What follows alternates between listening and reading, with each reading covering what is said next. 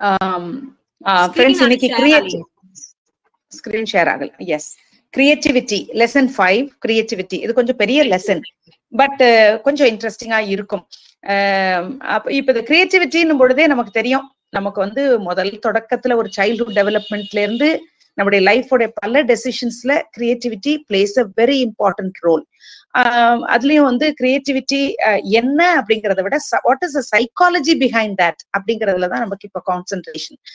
நம்முடைய ஹிஸ்டரியை தொடர்ந்து பாத்தீங்கன்னாக்க தொடக்கத்துல இருந்து இந்த innovations starting from use of fire, control of fire, the way man used art, அவனுடைய கழுத்துல போட்டுட்டு இருந்த அந்த ஷெல் நெக்லஸ், அங்கிருந்து ஆரம்பிச்சு inventing wheel, musical instruments, branches, tree பிரான்ச்சஸ்ல இருந்து மியூசிக்கல் இன்ஸ்ட்ருமெண்ட்ஸ் பண்ணது, அல்லது கேப் பெயிண்டிங்ல அவன் கான்சென்ட்ரேட் பண்ணி அதுல அழகழகா அவன் பண்ணியிருந்தது. அதுல இருந்து ஆரம்பிச்சு இன்னைக்கு இருக்கிற மாடர்ன் டூல்ஸ் அண்ட் மிஷினரி வரைக்கும் எல்லாமே கிரியேட்டிவிட்டினால உண்டானது.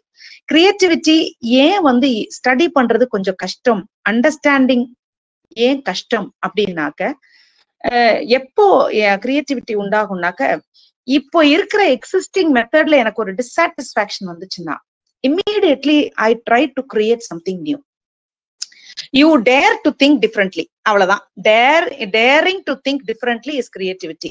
அது யூஷுவலோட ஆஸ் யூஷுவல் என்ன இருக்கோ அதை விட்டு நான் கொஞ்சம் டிஃப்ரெண்டா திங்க் பண்றேன் அப்படின்னாக்க, friends kindly stop me where you can add examples, அல்லது டு மேக் த செஷன் இன்னும் கொஞ்சம் இன்ட்ரெஸ்டிங்காவோ அல்லது இன்னும் கொஞ்சம் மீனிங்ஃபுல்லா புரியறதுக்கோ ஹெல்ப்ஃபுல்லா இருக்கும்னாக்க kindly stop me then and there. இப்போ வந்து கிரியேட்டிவிட்டியில வந்து நம்ம பார்த்தோம்னாக்க, இன்னைக்கு நம்ம எடுத்துக்கிறோமே, யூஸ்வல் எவ்ரிடே ஆக்டிவிட்டியில நீங்க வந்து டீச் பண்றீங்க குழந்தைங்களுக்கு, குக் பண்றீங்க, ஸ்டோரி டெல் பண்றீங்க குழந்தைக்கு, அல்லது ஒரு ப்ராப்ளம் சால்வ் பண்ணணும், அடுத்தவங்களுக்கு ஹெல்ப் பண்ணும் ஏதாவது ஒரு கான்ஃபிளிக்ட்ல, எனிதிங். அதுல எவ்ரிடே கிரியேட்டிவிட்டி நிறைய இருக்கு. How we think, how we perceive things, how we think, how we communicate and solve problems, இந்த நாலுலயுமே இந்த கிரியேட்டிவிட்டி வரும். ஆனால் ஸ்பெஷல் டேலண்ட் கிரியேட்டிவிட்டி அப்படிங்கிறது is different from our everyday creativity. அதத்தான் இந்த லெசன் கொஞ்சம் இன்சிஸ்ட் பண்ணுது. ஆரம்பிக்கும் பொழுதே எவ்ரிடே கிரியேட்டிவிட்டி இருக்கலாம், ஆனால் ஸ்பெஷல் டேலண்ட் கிரியேட்டிவிட்டிங்கிறது மேன் கேன் டெவலப் அப்படிங்கறது தான் இவங்க கொண்டு வர்றது. அப்போ கிரியேட்டிவிட்டினா என்ன அப்படிங்கறது தெரியணும், அதோடைய மெத்தட்ஸ் என்ன, டைப்ஸ் என்ன எல்லாம் தெரிஞ்சிருச்சுன்னா எங்க நம்ம புஷ் பண்ணாக்க கிரியேட்டிவிட்டி கொண்டு வர முடியும் அப்படிங்கிறது தான் இந்த லெசன்ல நம்ம பாக்குறோம். அதுல கிரியேட்டிவிட்டின்னா நமக்கு எல்லாம் தெரியும், ஒரு மென்டல் ஃபேண்டசி, அதுல இருந்து புது புது ஐடியாஸ் நமக்கு கிடைக்கிறது. அப்போ அது வந்து நெக்ஸ்ட் ஸ்லைடு பிளீஸ் ஆஷா. கிரியேட்டிவிட்டியில நிறைய பேர் நிறைய டெஃபினிஷன் சொல்லியிருக்காங்க. ஆஷா நெக்ஸ்ட் ஸ்லைட் கொடுங்க. Yes, thank you. இதுல நிறைய பேர் டெஃபினிஷன் சொல்லி இருக்கிறாங்க. அதுல வந்து அவங்க சொன்னது ஒன்னே ஒண்ணு மட்டும் நான் எடுத்து போட்டிருக்கிறேன். அந்த டொரன்ஸ் அப்படிங்கிறவர் சொன்னது மட்டும்தான். அது வந்து it is a tendency to generate or recognize ideas or alternatives. அதாவது இப்ப இருக்கிறதுக்கு வேற ஒரு ஆல்டர்னேட்டிவ் கண்டுபிடிக்கலாமே அப்படிங்கறதும் கிரியேட்டிவிட்டி தான், அல்லது புது பாசிபிலிட்டியை உள்ள கொண்டு வரதும் கிரியேட்டிவிட்டி தான். இது எதுக்காக? Solving problems, communicating with others, அல்லது என்டர்டெயின்மெண்டா கூட யூஸ் பண்ணலாம், அல்லது நமக்கு வேற எந்த விஷயத்திலையும் you try to stand different, அந்த இடத்துல கிரியேட்டிவிட்டி வந்துடும்.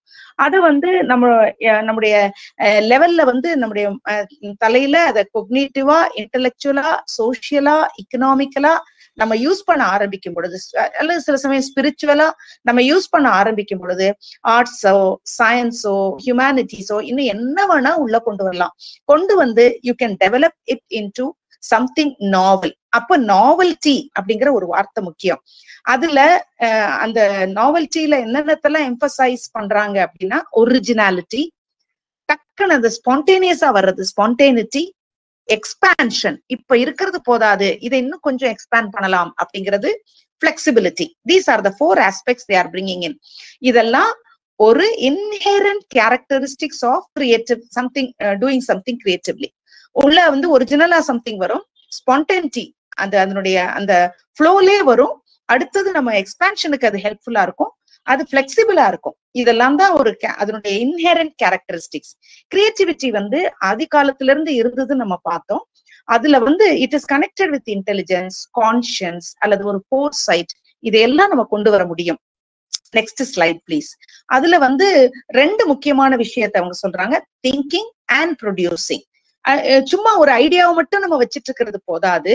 அதுல ஒரு இமேஜினேஷனை போட்டு வெறும் ஐடியாவை கொண்டு வந்தா இட் இஸ் நாட், ஒரு இமேஜினேஷனை மட்டும் கொண்டு வந்தா இட் இஸ் நாட் கிரியேட்டிவிட்டி. அது ப்ரொடியூஸ் பண்ணணும் சம்திங், அப்பதான் அது கிரியேட்டிவிட்டி. அதுல இருந்து ஒரு எஃபெக்ட் வரணும். நமக்கு நிறைய ஐடியாஸ் வரலாம், ஆனா அதை இம்ப்ளிமெண்ட் பண்ணணும் இன்டு ரியாலிட்டி. அப்பதான் அது வந்து நம்ம ஒத்துக்க முடியும் அது கிரியேட்டிவிட்டி அவங்க கிட்ட இருக்குன்னு சொல்லிட்டு. அதுக்கு டொரன்ஸ் சொன்ன ஒரே ஒரு, நிறைய பேர் வந்து வாட் இஸ் கிரியேட்டிவிட்டின்றது குறிச்சு டெபினிஷன்ஸ் நிறைய சொல்லியிருக்காங்க. அதை ஒரு தடவை கேட்டிருக்காங்க வேற ஒரு 6 மார்க்ஸ்ல. நம்ம வந்து எல்லாரும் சொன்னதையும் எழுத முடியாது, ஜஸ்ட் ஒரு ஐடியாவுக்கு பாத்துக்கோங்க. இதுல வந்து process of becoming sensitive to problems. ஒரு பிரச்சனை இருந்துட்டே இருக்குனாக்கா தென் ஒரு, அல்லது ஒரு டிஃபிஷியன்சி இருந்துட்டே இருக்கு, அல்லது நாலேஜ் கேப் இருக்குது, அல்லது ஏதோ ஒண்ணு மிஸ் ஆகுது, அல்லது ஏதோ ஒரு ஹார்மனி இல்லை அப்படின்னு டக்குன்னு நம்ம அந்த டிஃபிகல்ட்டி அண்டர்ஸ்டாண்ட் பண்ணி ஒரு சொல்யூஷனை தேடி நம்மளா சில ஹைபோதசிஸ் கொண்டு வந்து அதுல அதை வந்து உருவாக்கி அதை டெஸ்ட் பண்ணி ரீடெஸ்ட் பண்ணி அதை கடைசியில அடுத்தவங்களுக்கு கொடுத்து கம்யூனிகேட் பண்றோம் பாருங்க, அது வரைக்கும் போகுதான் கிரியேட்டிவிட்டி. அதைத்தான் டொரன்ஸ் சொல்றாரு. இன்னும் நிறைய பேர் பேசியிருக்காங்க கிரியேட்டிவிட்டி பத்தி. அடுத்தது நெக்ஸ்ட் ஸ்லைட் போயிடலாம். Theories of creativity. இது வழக்கம் போல Asha next slide. Theories of connectivity, sorry, creativity. Please Asha, next slide. இதுல வந்து as usual எங்க ஆரம்பிச்சாலும் அதுல வந்து சைக்கோ அனாலிட்டிக் தியரியில ஆரம்பிக்கும். அது மாதிரி இங்கேயும் வந்து கிரியேட்டிவிட்டியோட தியரி அப்படின்னும் போது ஃபர்ஸ்ட் சைக்கோ அனாலிட்டிக் தியரியில ஆரம்பிக்குது. அது என்னன்னாக்க, இவரு சிக்மண்ட் ஃப்ராய்ட் 3 சொன்னாரே, ஈகோ, சூப்பர் ஈகோ, இந்த கான்செப்ட் இருக்கு இல்லையா. ஈதுங்கிறது, அது லேசா நான் உங்களுக்கு ஞாபகப்படுத்துறேன். ஈதுங்கிறது வந்து ஒரு விஷயத்த வந்து சின்ன குழந்தை ஆசைப்படுற மாதிரி, எனக்கு இது உடனே வேணும், இது உடனே வேணும் அப்படின்றது ஏர்ஜ் இருக்கும், சடன் ஏர்ஜ் எவ்ரிபடி ஹாஸ். நமக்குள்ள அந்த 3 ஈகோ கான்செப்ட்ஸ் இருக்கும். ஒண்ணு ஈத், ஐடி. ஈதுங்கிறது வந்து என்னன்னா, எதை பார்த்தாலும் உடனே, இப்போ நீங்க கார்ல போயிட்டு இருக்கீங்க, தூரத்துல ஒரு ஐஸ்கிரீம் ஷாப் இருக்கு, உடனே ஒரு கிரேவிங், உடனே அது வேணும் அப்படின்னு ஆசைப்படுறோம் பாருங்களேன், அதுதான் ஈத்னஸ். அடுத்து ஈகோ, அது என்னன்னா நம்ம மனசுக்குள்ளார ரியாலிட்டிய பேசும். இந்த இடத்துல இப்ப ஸ்டாப் பண்ணி இங்க போய் வாங்க முடியுமா அப்படின்னு கேக்குது பாருங்களேன் மனசுல, அதுதான் அந்த ஈகோ. அது வந்து ரியாலிட்டி பேஸ்ட். அடுத்தது சூப்பர் ஈகோ, அது மொராலிட்டி, மாரல் வேல்யூஸ் பேஸ்டு. நம்ம வந்து இப்போ அவங்களை ஸ்டாப் பண்ண சொல்றது it is not morally correct. Because நம்ம போயிட்டு இருக்கிற முக்கியமான வேலை இருக்கு, அந்த வேலைக்காக போறோம், இந்த நேரத்துல இப்படி எல்லாம் ஸ்டாப் பண்ணி அவங்கள தொந்தரவு பண்ணக்கூடாது. ஒரு சம் மாரல் வேல்யூ அட்டாச்ட். இது 3 தான் ஒரு மனுஷனுக்குள்ளார எப்பயுமே கம்பீட் பண்ணிக்கிட்டே இருக்குங்கிறது தான் சிக்மண்ட் ஃப்ராய்டோடைய சைக்கோ அனாலிட்டிக் தியரியில அந்த ego and super ego concept. இதுல இது கிரியேட்டிவிட்டிக்கு என்ன பார்ட் பிளே பண்ணுது அப்படின்னாக்க, இவர் சிக்மண்ட் ஃப்ராய்டோடைய ஃபாலோவர், அதாவது அவருடைய ஐடியாஸை ஃபாலோ பண்றவர் ஏர்ன்ஸ்ட் கிறிஸ். இவர் என்ன சொல்றாருனாக்க, கிரியேட்டிவிட்டிய regression in service of the ego, அதனால உருவாகுது அப்படின்னு ஒரு வார்த்தை சொல்றாரு. இது என்ன ரிக்ரெஷன் அப்படின்னா, நமக்குள்ளார பேசிக்கலி ஒரு கட்டுப்படுத்தப்பட்ட மனநிலை இருக்கு இல்லையா, ஒரு கண்ட்ரோல்டு மென்டல் ஸ்டேட். ஒரு டெம்பரரிலி அதை ரிலீஸ் பண்ணிட்டு, நம்ம இப்படி நடக்கூடாது அப்படி நடக்கூடாது, நம்ம ஒரு கண்ட்ரோல் மென்டல் ஸ்டேட் வச்சிருக்கோம்ல, அதை கொஞ்சம் சடனா ரிலீஸ் பண்ணி அதுல இருந்து அப்படி ஸ்பாட் அவுட் ஆகி வர்றது கிரியேட்டிவிட்டி அப்படிங்கிறாங்க. இப்போ நீங்க வந்து ரொம்ப உங்களையே ரொம்ப கண்ட்ரோல் பண்ணி வச்சிருக்கிறீங்க, அப்போ கொஞ்சம் உங்களுக்கு கிரியேட்டிவ் ஐடியாஸ உங்களுக்கு யாரோ ஒருத்தர் புஷ் பண்ணி விட்டாங்கன்னாக்க அங்கிருந்து பெரிய அளவுக்கு ஸ்பாட் அவுட் ஆகி வரும். இப்ப எக்ஸாம்பிள், ஒருத்தர் வந்து சின்ன வயசுல இருந்து அவரு ஒரு பெயிண்ட் பண்ண ஒரு குழந்தை ட்ரை பண்ணுது, பெயிண்ட் பண்ணும் பொழுதெல்லாம் வெளியில சிந்திரும், கீழே சிந்திரும்னு யாரோ ரெஸ்ட்ரிக்ட் பண்றாங்க. ரெஸ்ட்ரிக்ட் பண்றதுனால அந்த குழந்தை தன்னுடைய ஆசைக்கு எல்லாத்தையும் கொட்டி எடுத்து கலர்ஸ மிக்ஸ் பண்ணி அப்படிலாம் பண்ண முடியல. பிகாஸ் எப்பயுமே அம்மா ரெஸ்ட்ரிக்ட் பண்றாங்க. அந்த மாதிரி ரெஸ்ட்ரிக்ட் பண்ணி இருக்கும்போது அதுக்குள்ளார ஒரு சின்ன ரிக்ரெஷன் இருக்குது, அதுக்குள்ளார ஒரு கம்ப்ரஸ்ட் ஃபீலிங் இருக்குது. திடீர்னு ஒரு நாள் அவரு ஒரு பெயிண்டரா எங்கேயோ ஒரு பெயிண்டரை பாக்குறாதோ அல்லது ஏதோ ஒரு சான்ஸ் கிடைக்குது, எல்லா கலரையும் அள்ளி அப்படியே செவுத்து மேல தெளிச்சு அதுல இருந்து ஒண்ணு உருவாக்கி திடீர்னு பெரிய ஆர்டிஸ்டா அது மாறுறத பார்க்க முடியும். சோ ஒரு கம்ப்ரஸ்ட் மென்டல் ஸ்டேட்டை, ஒரு கண்ட்ரோல்டு மென்டல் ஸ்டேட்டை சடனா நீங்க ஸ்பாட் அவுட் பண்ண அதுக்கு இடம் கொடுத்தீங்கன்னா அந்த நேரத்துல டக்கு டக்கு டக்குன்னு அவங்களுக்குள்ள இருந்து புது புது இன்சைட்ஸ் வரும், கிரியேட்டிவ் இன்சைட்ஸா வரும். அப்படிங்கிறது தான் இவருடைய அந்த ஏர்ன்ஸ்ட் கிறிஸோடைய ஆர்குமெண்ட். அவர் என்ன சொல்றாருன்னா, நீங்க பிகாசோ எடுத்துக்கோங்க. அவர் சொல்றாரு, வெட்டி வெட்டி செதுக்கி செதுக்கி நான் ஒரு ரஃபேல்ன்றது ஒரு பெரிய ஏஞ்சலுடைய பெயிண்டிங், அதை உருவாக்குறதுக்கு நான் 4 years எடுத்துக்கிட்டேன். ஆனா ஒரு சைல்டுடைய திங்கிங் என்னங்கிறத பார்த்து அவர் குழந்தை பெயிண்ட் பண்றத நான் வரையணுங்கிறதுக்கு என் லைஃப் டைம் எடுத்துக்கிட்டேன் அப்படிங்கிறாரு. ஏன்னா ஒரு குழந்தைக்குள்ளார அவ்வளவு இருக்கும், அவ்வளவு திங்கிங். அதை அது கண்ட்ரோல் பண்ணி எக்ஸ்டர்னல் கண்ட்ரோல்ல எல்லாம் அது அப்படியே தன்னை குறுக்கி வச்சுக்குது. அதுக்கு கிடைக்கிற ஒரு பெரிய லிபர்ட்டி தான் அது பிறகு அவங்களுக்கு கிரியேட்டிவிட்டியா அவங்களுக்கு சான்ஸ் கிடைக்கும் போது வெளியே வருது. இதத்தான் லாரன்ஸ் கியூபி அப்படிங்கிறவரும் சொல்றாரு, ஒரு நியூரோட்டிக் டிஸ்டார்ஷன்னே சொல்றாரு. ஒரு கான்சியஸ் மைண்டுக்குள்ளார சடனா ஒரு அப்படி நரம்பெல்லாம் தெரிச்சிட்டு அவருக்குள்ளார ஒரு வெளியே வர்றது கடகடன்னு புதுசா கிரியேட்டிவிட்டியை கொண்டு வரும் அப்படிங்கிறாரு. யாராவது ஏதாவது இதுக்கு எக்ஸாம்பிள்ஸ் வச்சிருக்கிறீங்களா? அல்லது நம்ம ஷால் வி ப்ரொசீட்? இப்படி நம்முடைய ஐடியாஸ் ஃப்ரம் த சப்கான்சியஸ் இப்படி வர்றதுக்கு நிறைய வாய்ப்புகள் இருக்கு அப்படிங்கிறது ஒரு தியரி. ஏன்னா அது வரைக்கும் நம்ம செல்ஃப் கிரிட்டிசிசம் அதனால அல்லது ரிஜிட் திங்கிங்னால அல்லது ஒரு ஃபியர் ஆஃப் ஃபெயிலியர்னால நம்ம சிலதெல்லாம் கம்ப்ரஸ் பண்ணி வச்சிருப்போம். when there is a chance நம்ம உடனே அந்த கிரியேட்டிவ் ப்ராசஸஸ புஷ் பண்ணி அதுல இருந்து நம்முடைய அன்கான்சியஸ் டிசைர்ஸ் எல்லாம் வெளியே அது அழகா பெருசா நமக்கு பல கிரியேட்டிவ் ஐடியாஸ கொண்டு வரும். இத இங்கேயே ரே பிராட்பரிங்கிறவரும் என்ன சொல்றாருன்னா, நீ மலையில இருந்து ஜம்ப் ஆஃப் த கிளிஃப், அப்படி மலையில இருந்து கீழே விழு, மலை உச்சில இருந்து கீழே விழும்போது வர்ற வழியிலேயே பில்ட் யுவர் விங்ஸ் அப்படிங்கிறாரு. அதாவது கீழே விழுகிற வேகத்திலேயே நீ ரெக்கைய விரிச்சுக்க ட்ரை பண்ணு அப்படிங்கிறாரு. அதாவது அந்த அளவுக்கு ஸ்பாட் அவுட் ஆகுமா நம்முடைய அன்கான்சியஸ் டிசையர்ஸ் கிரியேட்டிவிட்டிய ரிசல்ட் பண்ண, அதாவது நமக்கு அதுக்கு பாதை கொடுக்கும் பொழுது அவ்வளவு வெளியே வருமா. அதை சொல்லிட்டுதான் அவரு 3 நெசசரி எலிமெண்ட்ஸையும் சொல்றாரு. என்ன ஸ்டாப் பண்ணுங்க பிளீஸ், ஏதாவது எக்ஸாம்பிள்ஸ் இருந்ததுன்னா. ஏன்னா இது எஸ் அட்லீஸ்ட் புரியலைனாலும் ஸ்டாப் பண்ணுங்க. அடுத்தது ஃப்ராய்ட் ஒரு 3 நெசசரி எலிமெண்ட்ஸ் கொண்டு வராரு.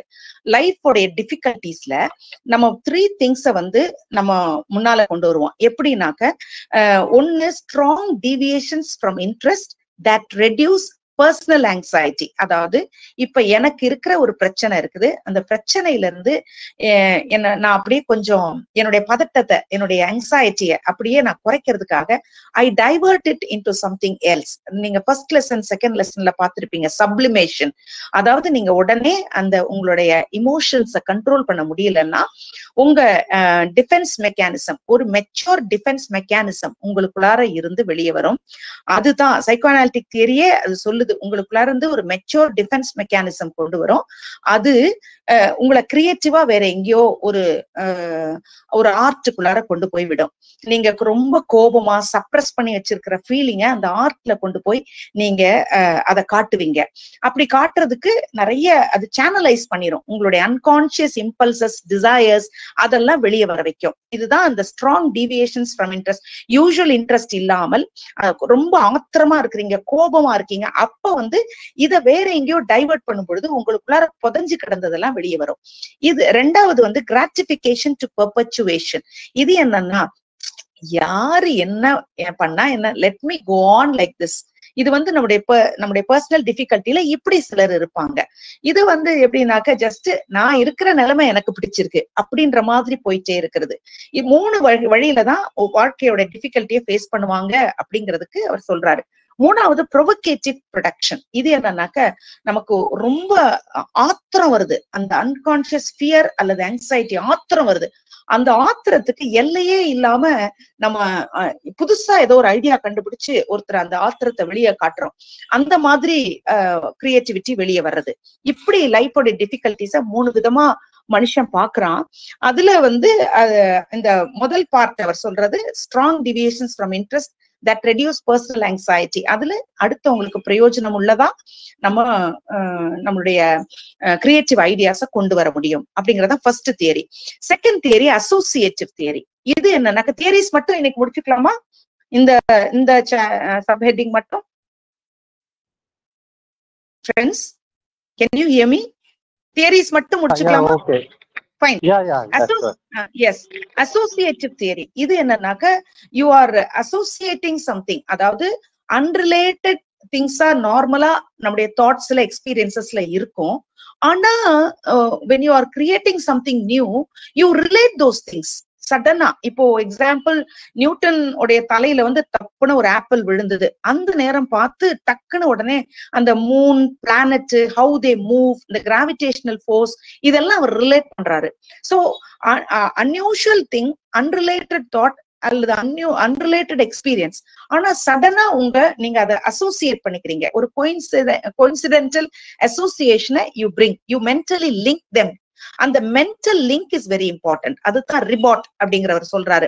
If a person is able to establish associations between present elements and ஒரு something unrelated, அது ரெண்டையும் கொண்டு வந்து they can create a new material அப்படிங்கறத அவருடைய ஐடியா.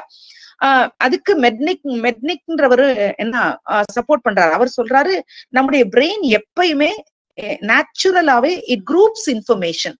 அப்போ ஆஸ் இட் குரூப்ஸ் இன்ஃபர்மேஷன், அதை டக்குன்னு அசோசியேட்டிவ் மெமரி கொண்டு வந்து ரீகால் பண்றதுக்கு ஹெல்ப் பண்ணும்.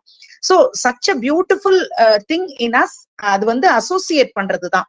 அப்போ அது அந்த ரெண்டு கனெக்ஷன்ஸையும் வச்சு we create certain new things. That is the second theory. மூணாவது principle of insights.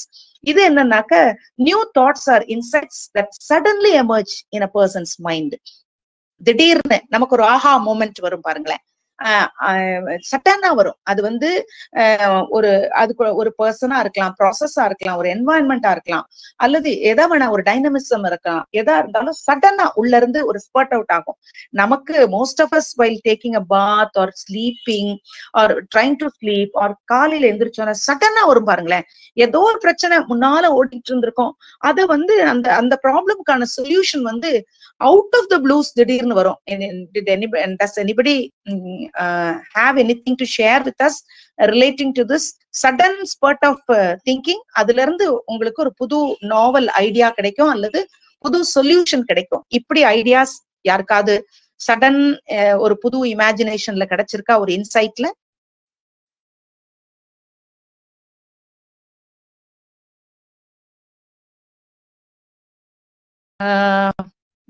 Shall I go on? ஏன்னா இது மாதிரி எனக்கெல்லாம் இருந்திருக்கு. சடன்னா திடீர்னு காலையில எழுந்திருப்பேன், ஒரு பிரச்சனைக்கு சொல்யூஷன் கிடைக்கும். நான் நைட்ல வந்து எனக்கு ஹேபிட். சாரி சார், பேசுங்க ப்ளீஸ். ப்ளீஸ். ஹலோ.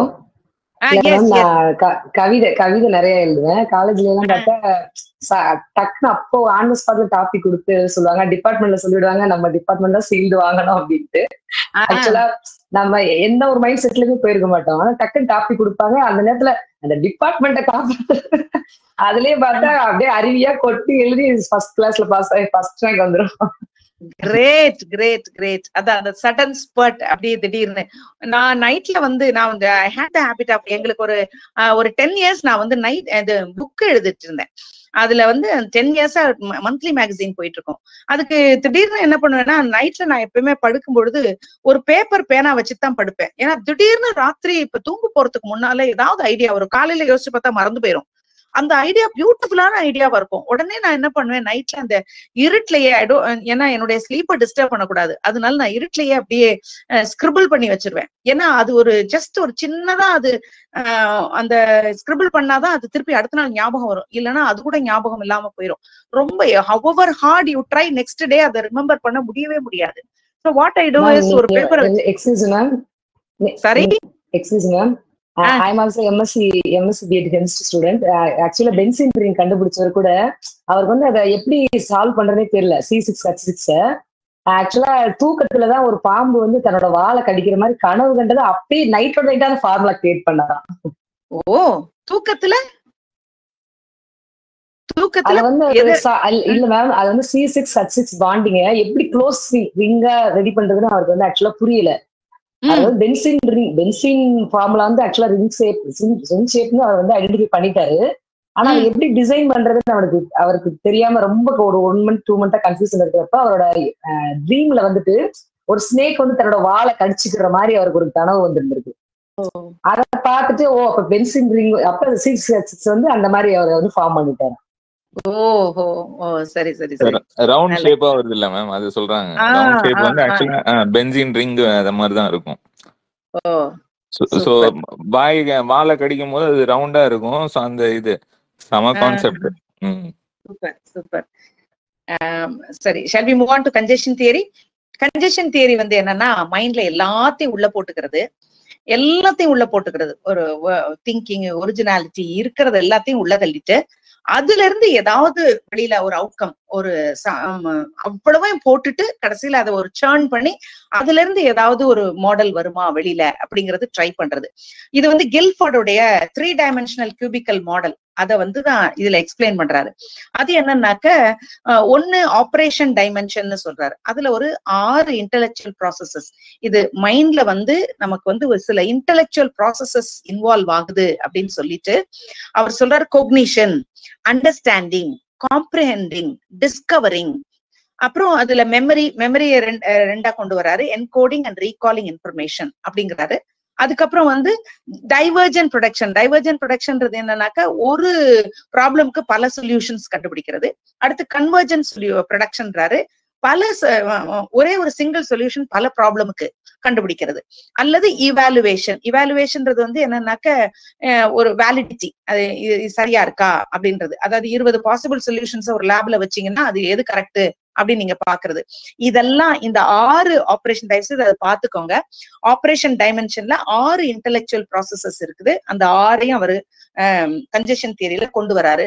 அடுத்தது கண்டென்ட் டைமென்ஷன். அதுல வந்து ஃபிகர், சிம்பிள்ஸ், செமான்டிக்ஸ், அதாவது அர்த்தம், நம்ம பேசுறதோடைய அர்த்தம், ஓரலா நம்ம சொல்றதோடைய புரிதல், அடுத்து பிஹேவியர். இந்த 4ஐயும் அவர் கொண்டு வராரு. இந்த 4ம் சேர்ந்ததுதான். இப்ப மியூசிஷியன்ஸ் வந்து சும்மா அப்படியே பிளே பண்ணிட்டு இருப்பாங்க. அதுல இருந்து ஒரு அல்லது ஏதாவது ஒரு பாட்டு, புது பாட்டு, ஒரு சேட் சாங் கிரியேட் பண்ணணும்னா சும்மா ஏதோ மூவிஸ் கேட்டுட்டு இருப்பாங்க.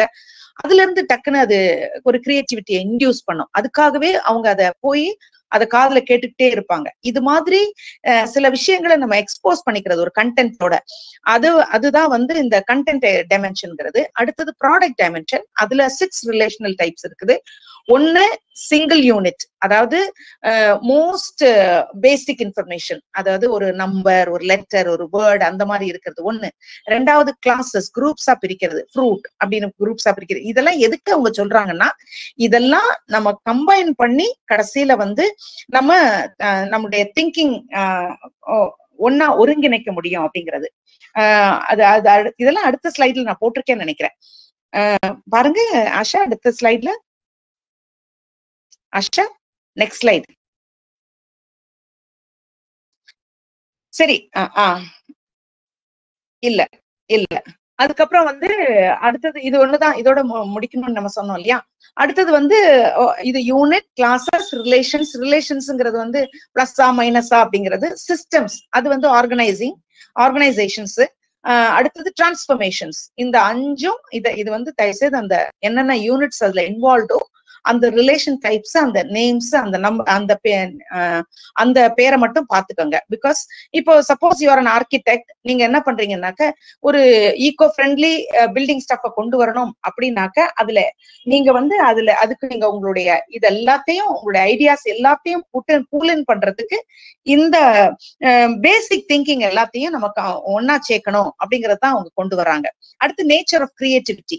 இது வந்து என்னன்னாக்க நம்ம போறோமா இந்த சப்ஹெட்டிங், shall we go? டக்குன்னு போயிடலாம், சீக்கிரமா கொஞ்சமா பாதியாவது முடிச்சிடலாம். நேச்சர் ஆஃப் கிரியேட்டிவிட்டி பாத்தீங்கன்னாக்க புது ஐடியாஸ் அல்லது சொல்யூஷன்ஸ். நம்ம வந்து பொதுவா வந்து தன்னை வந்து நேச்சர் அப்படின்னாவே புது ஒரு கிரியேட்டிவிட்டி அப்படின்னாவே அது புது ஐடியாஸ், சம்திங் நாவல், ஒரிஜினல் ஐடியாஸ், அதெல்லாம் இருக்கணும் அப்படிங்கிறது தான்.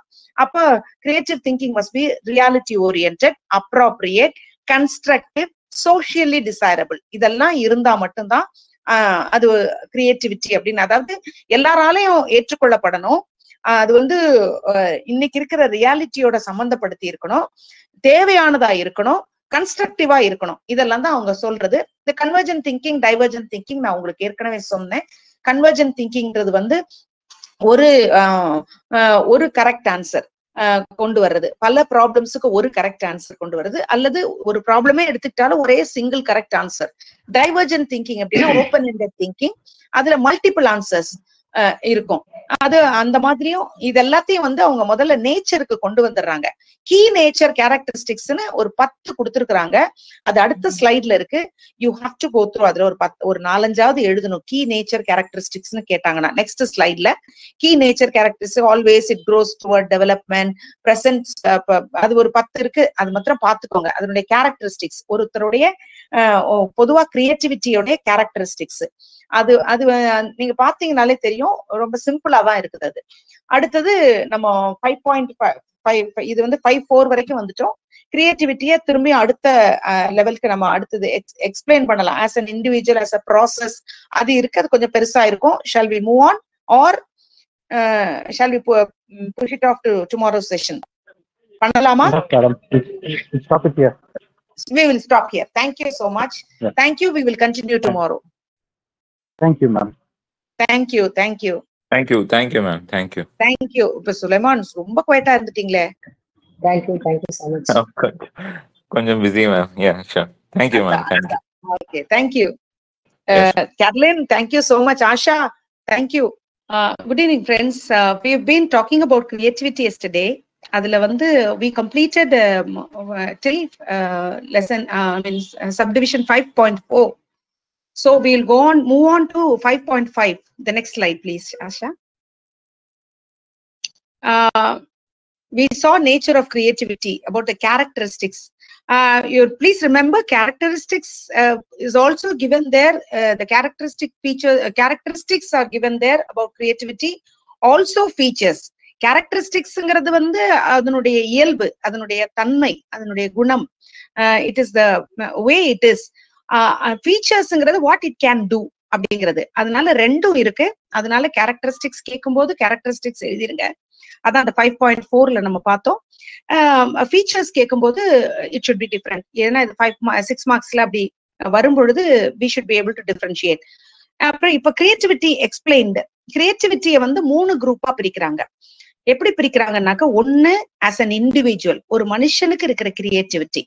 அடுத்தது ஆஸ் அ ப்ராடக்ட், ஒரு ப்ராடக்ட நீங்க கிரியேட்டிவா கண்டுபிடிக்கிறத வச்சு. ஆஸ் அ ப்ராசஸ், அதை ஒரு ப்ராசஸா அதை டீல் பண்றது. இப்போ ஆஸ் அன் இண்டிவிஜுவல் அப்படி பாத்தீங்கன்னாக்க, பொதுவா creative persons they ask uncomfortable questions.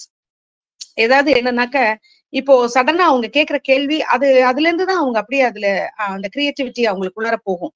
What if the phone had no screen, இப்படி ஏதாவது அப்சர்டா கேட்பாங்க. ஒரு தண்ணிக்குள்ளார சிட்டி இருந்தா எப்படி இருக்கும் அப்படின்னு கேட்பாங்க. இப்படி அவங்க ஒரு புது பார்வைய அவங்க கொண்டு வந்துட்டு அதுல இருந்து அவங்க வந்து அந்த அவங்களுடைய கிரியேட்டிவ் ஐடியாஸ் வரும். இது மாதிரிதான் வந்து how can we send messages across vast distances very fastly. இதை பத்தி தான் அந்த சாமுவேல் மார்ஸ் அப்படிங்கிறவர் யோசிச்சு இந்த டெலிகிராஃப், அதோடைய மார்ஸ் கோட்ஸ்ன்னு சொல்லுவாங்க. டெலிகிராஃப் வந்து அந்த ஒரு லெட்டருக்கும் டக் டடா டடா டடா அந்த மாதிரி வச்சு அதுல அங்க இருந்து தூரமா அதை வச்சுதான் பின்னால அலெக்சாண்டர் கிராஹாம் பெல் வந்து டெலிபோனை கண்டுபிடிச்சாரு. சோ 1ல இருந்து 1 அப்படி வந்தது. அதுல ஃபர்ஸ்ட் வந்தது அந்த சாமுவேல் மார்ஸ். அவர் வந்து தூரமா இருக்கிறவங்களுக்கு எப்படி மெசேஜ் அனுப்பணும் அப்படிங்கிறது அவருடைய அன்கம்ஃபர்டபிள் கொஸ்டின். அதை வச்சு அவரு அதுக்கப்புறமா வந்து அவரு இன்வென்ஷனுக்குள்ளார போனாரு. சோ நார்மலா கிரியேட்டிவ் பர்சன்ஸ் ஃபர்ஸ்ட் வந்து அதுல ஃபர்ஸ்ட் கேரக்டரிஸ்டிக் சொல்றது ஒரு டிஸ்கம்ஃபர்ட்டை கொடுப்பாங்க. அவங்களுடைய கொஸ்டின்ஸ் எல்லாம் நமக்கு ஒரு டிஸ்கம்ஃபர்ட் கொடுக்கும். ரெண்டாவது அவங்களுடைய செல்ஃப் கான்செப்ட் அது வந்து ரொம்ப ஹையா இருக்கும். யார் என்ன சொன்னா எனக்கு என்ன, என்னுடைய ஐடியா இதுதான் அப்படிங்கிற மாதிரி அவங்களுக்குள்ள ஒரு செல்ஃப் கான்செப்ட் நிறைய இருக்கும். தே ட்ரஸ்ட் தியர் விஷன். அதனால என்ன ஆயிடும்னாக்கா அவங்களுடைய செல்ஃப் கான்செப்ட் அவங்களுக்கு ரொம்ப ஸ்ட்ராங்கா இருக்கும். அதனால வந்து தன்னை வந்து தான் ஐடென்டிஃபை பண்ணிருப்பாங்க. அதனால அவங்க கிரியேட்டிவ் பீப்புள் பாத்தீங்கன்னா கொஞ்சம் ஒரு அந்த செல்ஃப் கான்பிடென்டா இருப்பாங்க. அடுத்தது creative individuals are more tolerant to unclearness. இப்போ நம்ம சரியா புரிஞ்சுக்கலனாலும் அல்லது அவங்க சொல்றத வந்து நம்ம ஒரு நீங்க கிளியர் டைரக்ஷன் எங்களுக்கு கொடுக்கல அப்படின்னு சொன்னோம்னா, ஒரு ஆம்பிகுவிட்டி இருக்கு அப்படின்னு சொன்னான்னா they will be readily explaining things. இப்ப சயின்டிஸ்ட் எல்லாம் எடுத்துக்கிட்டீங்கன்னாக்க அவங்க சொல்றதுக்கு அவங்க ஃபர்ஸ்ட் பிரசன்ட் பண்ணுவாங்க அவங்களுடைய இன்வென்ஷனை. அப்ப நிறைய பேர் கண்ணாபின்னான்னு கேள்வி கேட்பாங்க. They will be tolerate tolerant enough to explain things to them. அவங்களுக்கு நிறைய அந்த பொட்டன்ஷியலா பதில் சொல்லிக்கிட்டே நிற்பாங்க அந்த இடத்துல. அப்படிப்பட்டவங்க தான் யூஸ்வலா அவங்களுடைய கடைசியில அவங்களுடைய அது அக்செப்ட் ஆயிடுச்சு அப்படிங்கறது அவங்களுக்கு சக்சஸ். அதனால அவங்க அப்படி பண்ணுவாங்க. நீங்க எக்ஸாம்பிளா லிவிங் எக்ஸாம்பிளா பாத்தீங்கன்னாக்க ஒரு பிசினஸ் பண்ற ஒரு ஆண்டர்பிரினர் எடுத்துக்கிட்டீங்களா, புதுசா ஒரு ஏரியால அவங்க உள்ள பாயிறாங்க அப்படின்னாக்க அதுல நிறைய டாலரன்ஸ் அவங்களுக்கு இருக்கும். பலரும் பல விதத்துல அதை வந்து ஒப்போஸ் பண்ணுவாங்கன்னு தெரியும். அது நடுவுலதான் அவங்க அந்த சக்சஸ அவங்களுக்கு அதுக்கான வழிய இது பண்ணுவாங்க. இதுக்கு வந்து நம்ம இந்த KFC-யோட ஓனர் கூட சொல்லலாம். அது ஒன் ஹூ ஃபவுண்ட் KFC, அந்த அந்த ஃபார்முலா. அவர் அப்படிதான் அவருடைய 65வது வயசுல வந்து அவர் ஆக்சுவலா அவர் ஒரு கடையில அவர் பண்ணிட்டு இருந்திருக்காரு, ஒரு சின்ன கடையில. அத வந்து ஹைவே கொண்டு வராங்க அப்படின்றதுனால போர்ஸ்ஃபுல்லா மூடுறாங்க. அப்படி மூடின உடனே சரி இது ரொம்ப சக்சஸ்ஃபுல்லானது, நல்லா அந்த இடத்துல அப்பதான் பில்டப் ஆயிட்டு இருக்குது, எல்லாருக்கும் பிரியமா இருக்குது. So he goes to all இது நூக் அண்ட் கார்னர் ஆஃப், அதாவது எல்லா அந்த சிட்டில போய் எல்லார்கிட்டையும் போய் எல்லா ஹோட்டல்ஸ்லயும் போய் கேட்கிறாரு. எல்லாரும் ரிஜெக்ட் பண்ணிடுறாங்க. அவர் சொல்றாரு மோர் தென் 100 times 100 ஹோட்டல்ஸ்ல வந்து மாட்டேன், ரெஸ்டாரண்ட்ஸ் அவங்களாம் மாட்டேன், வேண்டாம், இது யூஸ் இல்ல அப்படின்னு சொல்லி ரிஜெக்ட் பண்ணப்பட்ட பிறகு அவருடைய 65வது வயசுலதான் அது அப்ரூவலே ஆச்சு. so many years he was struggling hard, எப்படியாவது யாராவது ஒருத்தர் அதை அப்ரூவ் பண்ணுவாங்க அப்படின்னு சொல்லிட்டு. ஆனா இன்னைக்கு வேர்ல்டு வைடா அது வந்து ஃபேமஸ் ஆயிடுச்சு. சோ பர்சிஸ்டன்டா எத்தனை பேர் எதிர்த்தாலும் they will stand for their cause. அடுத்தது creative people are determined, self reliant, தன்னம்பிக்கை அவங்களுக்கு நிறைய இருக்கும். ஏன்னா திரும்ப டெஸ்ட் பண்ணுவாங்க. நீங்க லேப்ஸ்ல எல்லாம் பாத்தீங்கன்னா 100 முறை 200 முறை கூட டெஸ்ட் பண்ணி அவங்களுடைய ரிப்பீட்டட் ஃபெயிலியர்ஸ் இருந்தாலும் அதை வந்து பிரேவா எடுத்துக்குவாங்க. நம்ம தாமஸ் ஆல்வா எடிசன் கூட அவர் சொல்லுவார், லைட் பல்பை கண்டுபிடிக்கிறதுக்கு 10,000 தடவை அவர் ஃபெயில் ஆனாராம். அதை பத்தி நீங்க என்ன நினைக்கிறீங்கன்னு அவரை கேட்டபோது அவர் சொன்னாராம், 10,000 தடவை எப்படி பண்ணா பல்பு கண்டுபிடிக்க முடியாது, பல்பு எரியாது அப்படிங்கிறத நான் தெரிஞ்சுக்கிட்டேன் அப்படின்னாராம். 9,999 times எப்படி எல்லாம் பண்ணா எரியாது அப்படிங்கிறத கண்டுபிடிச்சேன் அப்படின்னாராம். So he took it in a light sense and he was self-reliant. அது வரைக்கும் அவர் விடாம அதுலயே அவர் கான்சென்ட்ரேட்டடா இருந்ததை சொல்லுது. அடுத்து creative people indulge in debate to resolve a dispute or question and recommend various options. அவங்களே நிறைய வந்து அவங்க அந்த இன்டெலெக்சுவல் கான்ஃபிளிக்டுக்கு பயப்பட மாட்டாங்க. பல கேள்விகள் அவங்களும் கேட்பாங்க. எப்படியாவது அந்த இன்னோவேட்டிவ் சொல்யூஷனை வந்து அவங்க வந்து தன்னோடத வந்து அவங்க இம்ப்ளிமெண்ட் பண்றதுக்கு அந்த பொறுமையை காட்டுவாங்க. அதுக்காக அந்த டிஸ்பியூட்ல எவ்வளவு டிபேட் பண்ணனாலும் பண்ணுவாங்க. இப்போ நீங்க ஸ்டாஃப் மீட்டிங்ல எல்லாம் பாத்தீங்கன்னா ஒரு கிரியேட்டிவ் டீச்சர் எதையாவது ஒண்ணு சஜஸ்ட் பண்ணாங்கன்னா எல்லாரும் வந்து அதை வந்து வரவேற்க மாட்டாங்க. அப்போ திரும்ப அவங்க பேசி அதை எப்படியாவது அவங்க ஸ்டாண்ட் பண்ணி தன்னுடைய அந்த பாயிண்ட வந்து அவங்க இன்னோவேட்டிவா எதையாவது கொண்டு வந்தாங்கன்னா அந்த பாயிண்ட வந்து ஒரு ட்ரையலுக்காவது கொஞ்ச நாளாவது பண்ணலாமே அப்படிங்கறத டிபேட் பண்ணி சண்டை போட்டு எப்படியோ அதை கொண்டு வரதுக்கு ட்ரை பண்றதை நம்ம கவனிச்சிருப்போம். இது மாதிரி கிரியேட்டிவ் பீப்புளுக்கு இதெல்லாம் ஆஸ் அன் இண்டிவிஜுவல் அவங்களுக்குள்ளார இருக்கிற ஃபண்டமெண்டல்ஸ் ஒரு பர்சனுக்குள்ளார இருக்கும் அப்படின்னு. அடுத்து creativity as a product. Next slide please. அது கிரியேட்டிவிட்டி ஆஸ் அ ப்ராடக்ட் பாத்தீங்கன்னாக்க அதுல வந்து அது வந்து ஒரு ப்ராடக்ட்ல 4 கீ குவாலிட்டிஸ். ஒரு ப்ராடக்ட் நீங்க கண்டுபிடிக்கிறீங்க அப்படின்னா அதுல ஒரிஜினாலிட்டி இருக்கும், யூனிக்னஸ், அதாவது அது வந்து வித்தியாசமா இருக்கும். எக்ஸாம்பிள் நீங்க வந்து ஐபோன் எடுத்துக்கலாம். அது முதல்ல வந்த பொழுது phone, camera, internet browser, touch screen எல்லாம் ஒரு டிவைஸ்க்குள்ளார வருது அப்படின்ன பொழுது அது வந்து ரொம்ப நாவலா இருந்தது. அதுக்கப்புறம் தான் அது வந்து அப்படியே ஆண்ட்ராய்டுக்கு எல்லாம் மாறிச்சு அப்படின்றத நம்ம பாக்குறோம். சோ அந்த ஒரிஜினாலிட்டி அதுல இருக்கும். ஆஸ் அ ப்ராடக்ட் அவங்க கொண்டு வந்தாங்கன்னா அப்பதான் அது சக்சஸ்ஃபுல்லா இருக்கும். அப்புறம் டைவர்சிட்டி அதுல இருக்கும். அதாவது வெரைட்டி இன் ஐடியாஸ், அப்ரோச்சஸ் ஆர் சொல்யூஷன்ஸ் அப்படி இருக்கணும். அதாவது கிரியேட்டிவ் ப்ராடக்ட்ஸ்ல வந்து இப்போ ஒரு சயின்ஸ் ஃபேர் வைக்கிறீங்க, அதுல வந்து பல எனர்ஜி சோர்சஸ் நீங்க அந்த பாக்குறீங்கன்னா அதுல ஒரு இடத்துல சோலார், ஒரு இடத்துல விண்ட், ஒரு இடத்துல ஹைட்ரோ, இப்படி டைவர்சிஃபைடு தாட்ஸ் அண்ட் ஐடியாஸ் இருக்கிறத நம்ம பார்க்க முடியும். ஒரு ப்ராடக்ட எப்படியெல்லாம் நம்ம டைவர்சிஃபை பண்ணி கொண்டு வரலாம் அப்படிங்கிறதுக்கு கிரியேட்டிவ் ப்ராடக்ட்ஸ் அது அதனுடைய குணம் அப்படி. அடுத்தது ஃப்ளோ வந்து smooth progression and natural development of ideas. அது என்னன்னா இப்போ அது அப்படியே ஒன்னோட ஒண்ணு கனெக்ட் ஆகி ஒரு அப்படியே ஒரு புதுசா ஒண்ணு வரும். இதுக்கு நான் எக்ஸாம்பிள் நான் சொல்லுவேன், இந்த டெட் டாக் சொன்னேன். டெட் டாக்னாவே இந்த நீங்க பாத்தீங்கன்னாக்க என்டர்டெயின்மெண்ட், டிசைன் அண்ட் டெக்னாலஜி அப்படின்னு ஒரு டாக் கொடுப்பாங்க யூஸ்வலா. ஒருத்தருடைய யாராவது ஒரு சயின்டிஸ்டோ அல்லது யாராவது ஒரு அச்சீவரையோ அவருடைய பர்சனல் ஸ்டோரிய சொல்ல வைப்பாங்க. அவர் பேசிட்டு இருக்கும்போதே ஏதாவது ஒரு சேலஞ்ச புட் ஃபோர்த் பண்ணுவார். இந்த ஏரியா மட்டும் நான் இன்னும் எக்ஸ்ப்ளோர் பண்ணலன்னு சொல்லுவாரு. ஏதோ ஒண்ணு அவர் வாயில இருந்து எடுப்பாங்க. அதுல இருந்து ஒரு they will build a problem. Then they will end up with கிராஜுவலா அது அப்படியே அதுல ஆக்ஷன் கொண்டு வந்து அவர் பேசும் பொழுதே சிலருக்கெல்லாம் நாவலா, சிலருக்கு உள்ள ஐடியாஸ் தோணும். அதுல இருந்து அப்படியே they will evolve into a new product. இப்போ எக்ஸாம்பிள் வந்து ஒரு நாவல் எழுத ஆரம்பிக்கிறார் ஒரு ரைட்டர். ஒரு பிளான்டு பிளாட் இல்லைன்னு வைங்களேன், as the story goes he will build the characters, themes, அப்படி நேச்சுரலா கொண்டு போவாங்க. இதுதான் வந்து இதனுடைய அந்த ஃப்ளோ அப்படிங்கிறது. அடுத்தது ஆம்பிளிஃபிகேஷன். ஆம்பிளிஃபிகேஷன் வந்து ability to expand and elaborate on concepts. அதாவது இப்போ வந்து எக்ஸாம்பிள் வந்து இப்போ ஒரு மென்டல் ஹெல்த் பத்தி ஒரு மூவி இருக்குன்னு வச்சுக்கோங்க. ஒரு சைக்காலஜிஸ்ட் அவர் வந்து ஒரு சைக்கியாட்ரிக் பேஷண்ட் பத்தியோ ஏதோ ஒரு மூவி அதை பார்த்துட்டு இருக்கீங்க. நீங்க வந்து பேசிக்லி உங்களுக்கு நீங்க வந்து ஒரு ஆஸ் அ சைக்காலஜிஸ்ட் நீங்க பாக்குற கண்ணோட்டம் வேற மாதிரி இருக்கும், அதர்ஸ் பாக்குறது கொஞ்சம் வித்தியாசமா இருக்கும்.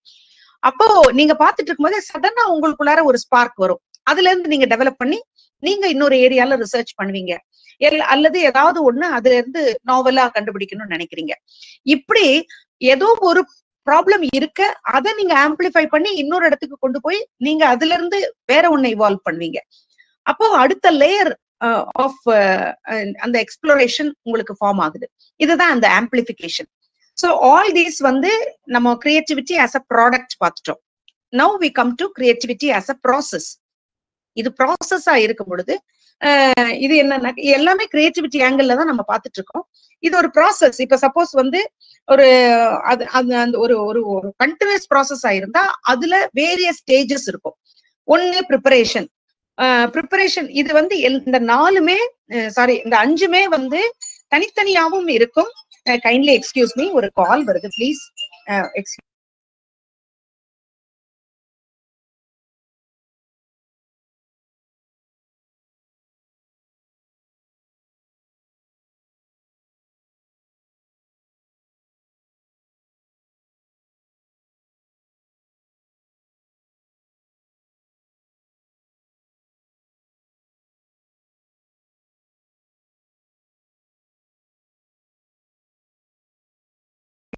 சாரி.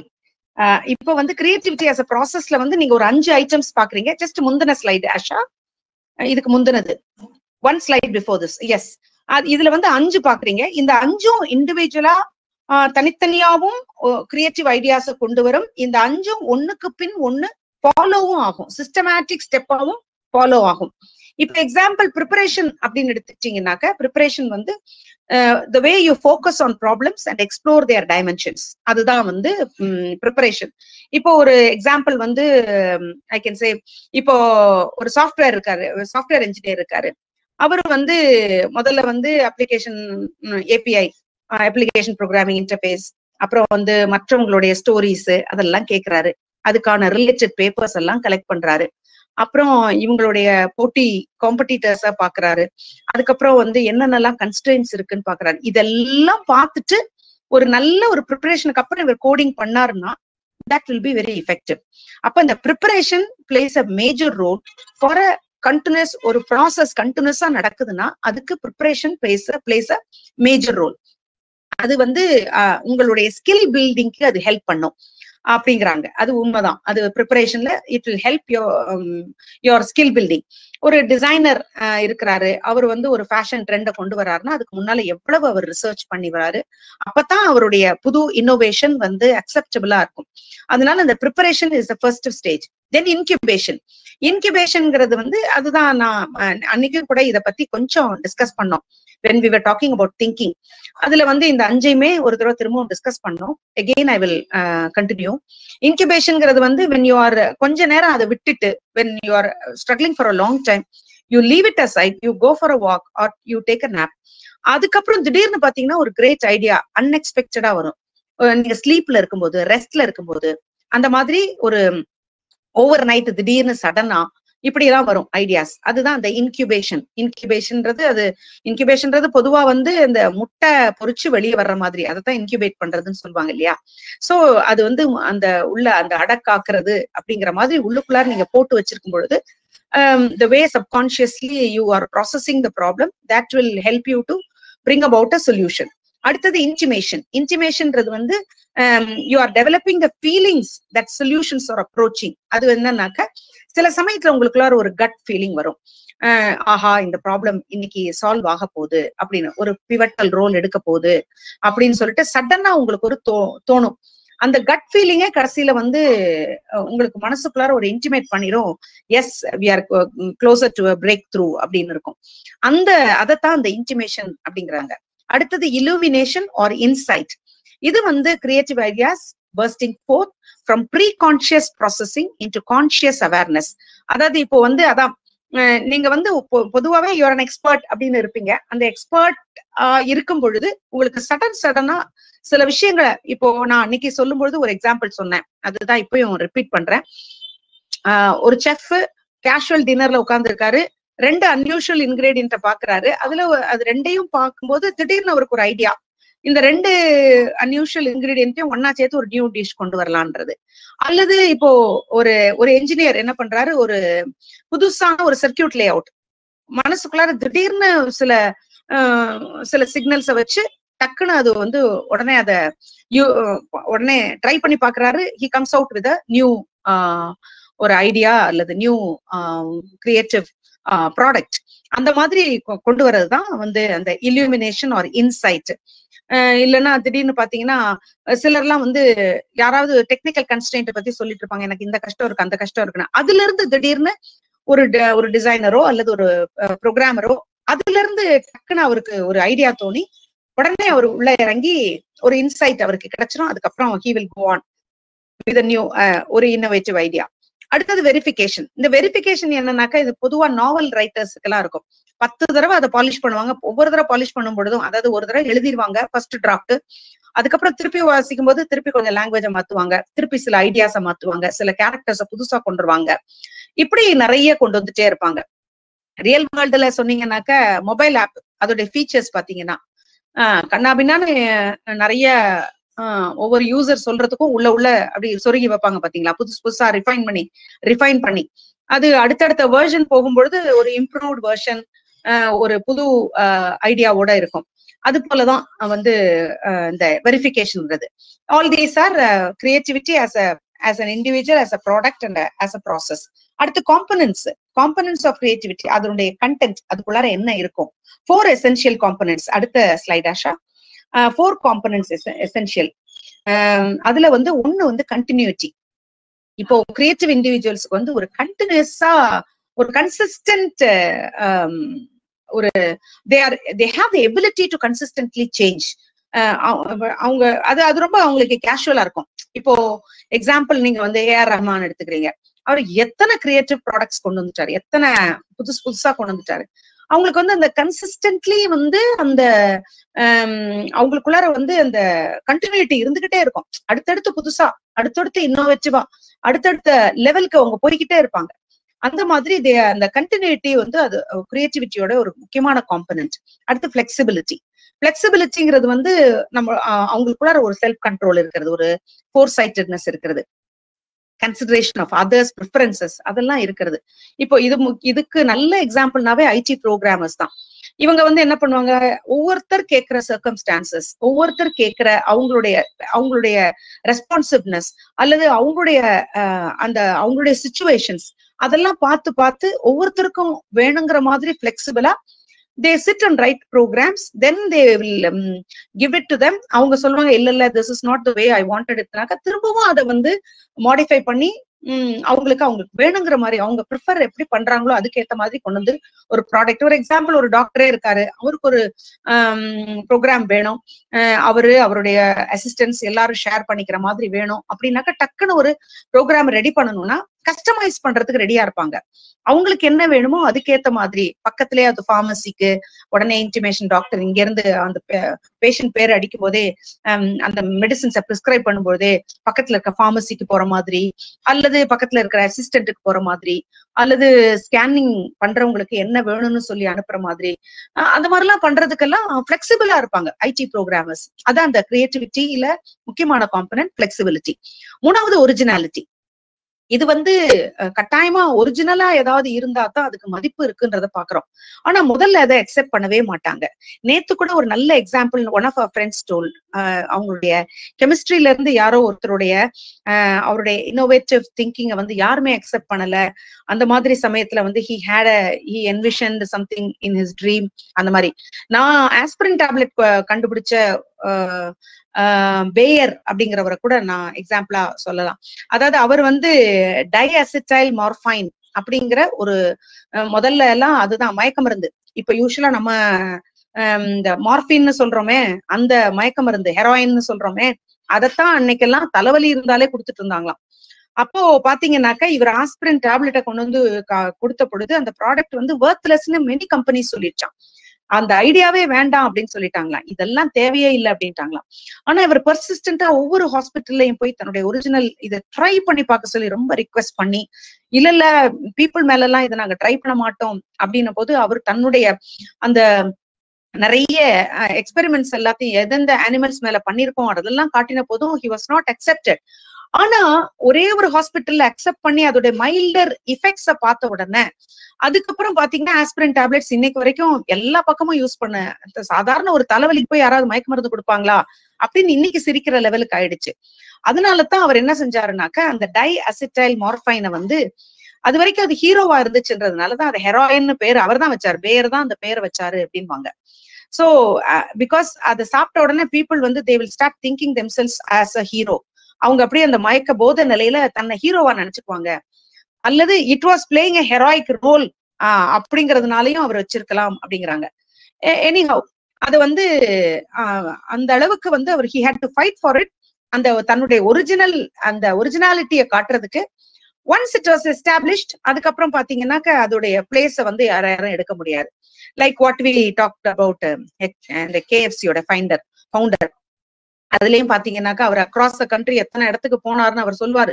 நான் எத்தனை கண்ட்ரிஸ் போனேன் தெரியுமா அக்ராஸ் கண்ட்ரி என்னுடைய ரெசிபியை வச்சுக்கிட்டு. ஆனா கடைசியில ஒருத்தங்க கூட பிரான்சைஸ் பண்றதுக்கு ரெடியா இல்ல, எல்லாரும் என்னை விரட்டி விட்டாங்க. அவர் சொல்லும் போது 1000 ரெஸ்டாரண்ட் ஓனர்ஸ் அட்லீஸ்ட் அப்படின்வாரு அப்படின்னு சொல்லியிருக்காரு. அப்புறம் தான் கடைசியில ஒரே ஒருத்தரை கண்டுபிடிச்சேன் அப்படின்றாரு. சோ அவருடைய ஏஜ் 42ல இருந்து 65 65வது வயசு வரைக்கும் he was not accepted அப்படின்றாரு. அப்ப அது போல அடுத்தது எக்ஸ்பேன்ஷன்றது creative individuals can elaborate on any matter. எக்ஸ்டென்சிவா எவ்வளவு நேரம் வேணா எக்ஸ்டெண்ட் பண்ணணும்னாலும் அவங்க பண்ணுவாங்க, எக்ஸ்பேண்ட் பண்ணுவாங்க. எக்ஸாம்பிள் ஸ்டோரி டெல்லிங் அல்லது ஒரு நரேஷன் நீங்க எடுத்துக்கிட்டீங்கன்னா அவங்களுடைய சொந்த கதையை எடுத்து சொல்லுங்க அப்படின்ட்டாக்க அவங்க பாட்டுக்கு they possess நல்ல vocabulary இருக்கும், நல்ல இன்ட்ரெஸ்டிங்கா சொல்லிட்டு போயிட்டே இருப்பாங்க. So all these are components of creativity. ஏதாவது டவுட்டோ அல்லது you want to add something kindly add, இல்லைன்னா அப்படியே நம்ம போகலாம். எதுக்காவது ஒரு சின்ன ரெஸ்பான்ஸ் இருந்தா பரவாயில்ல.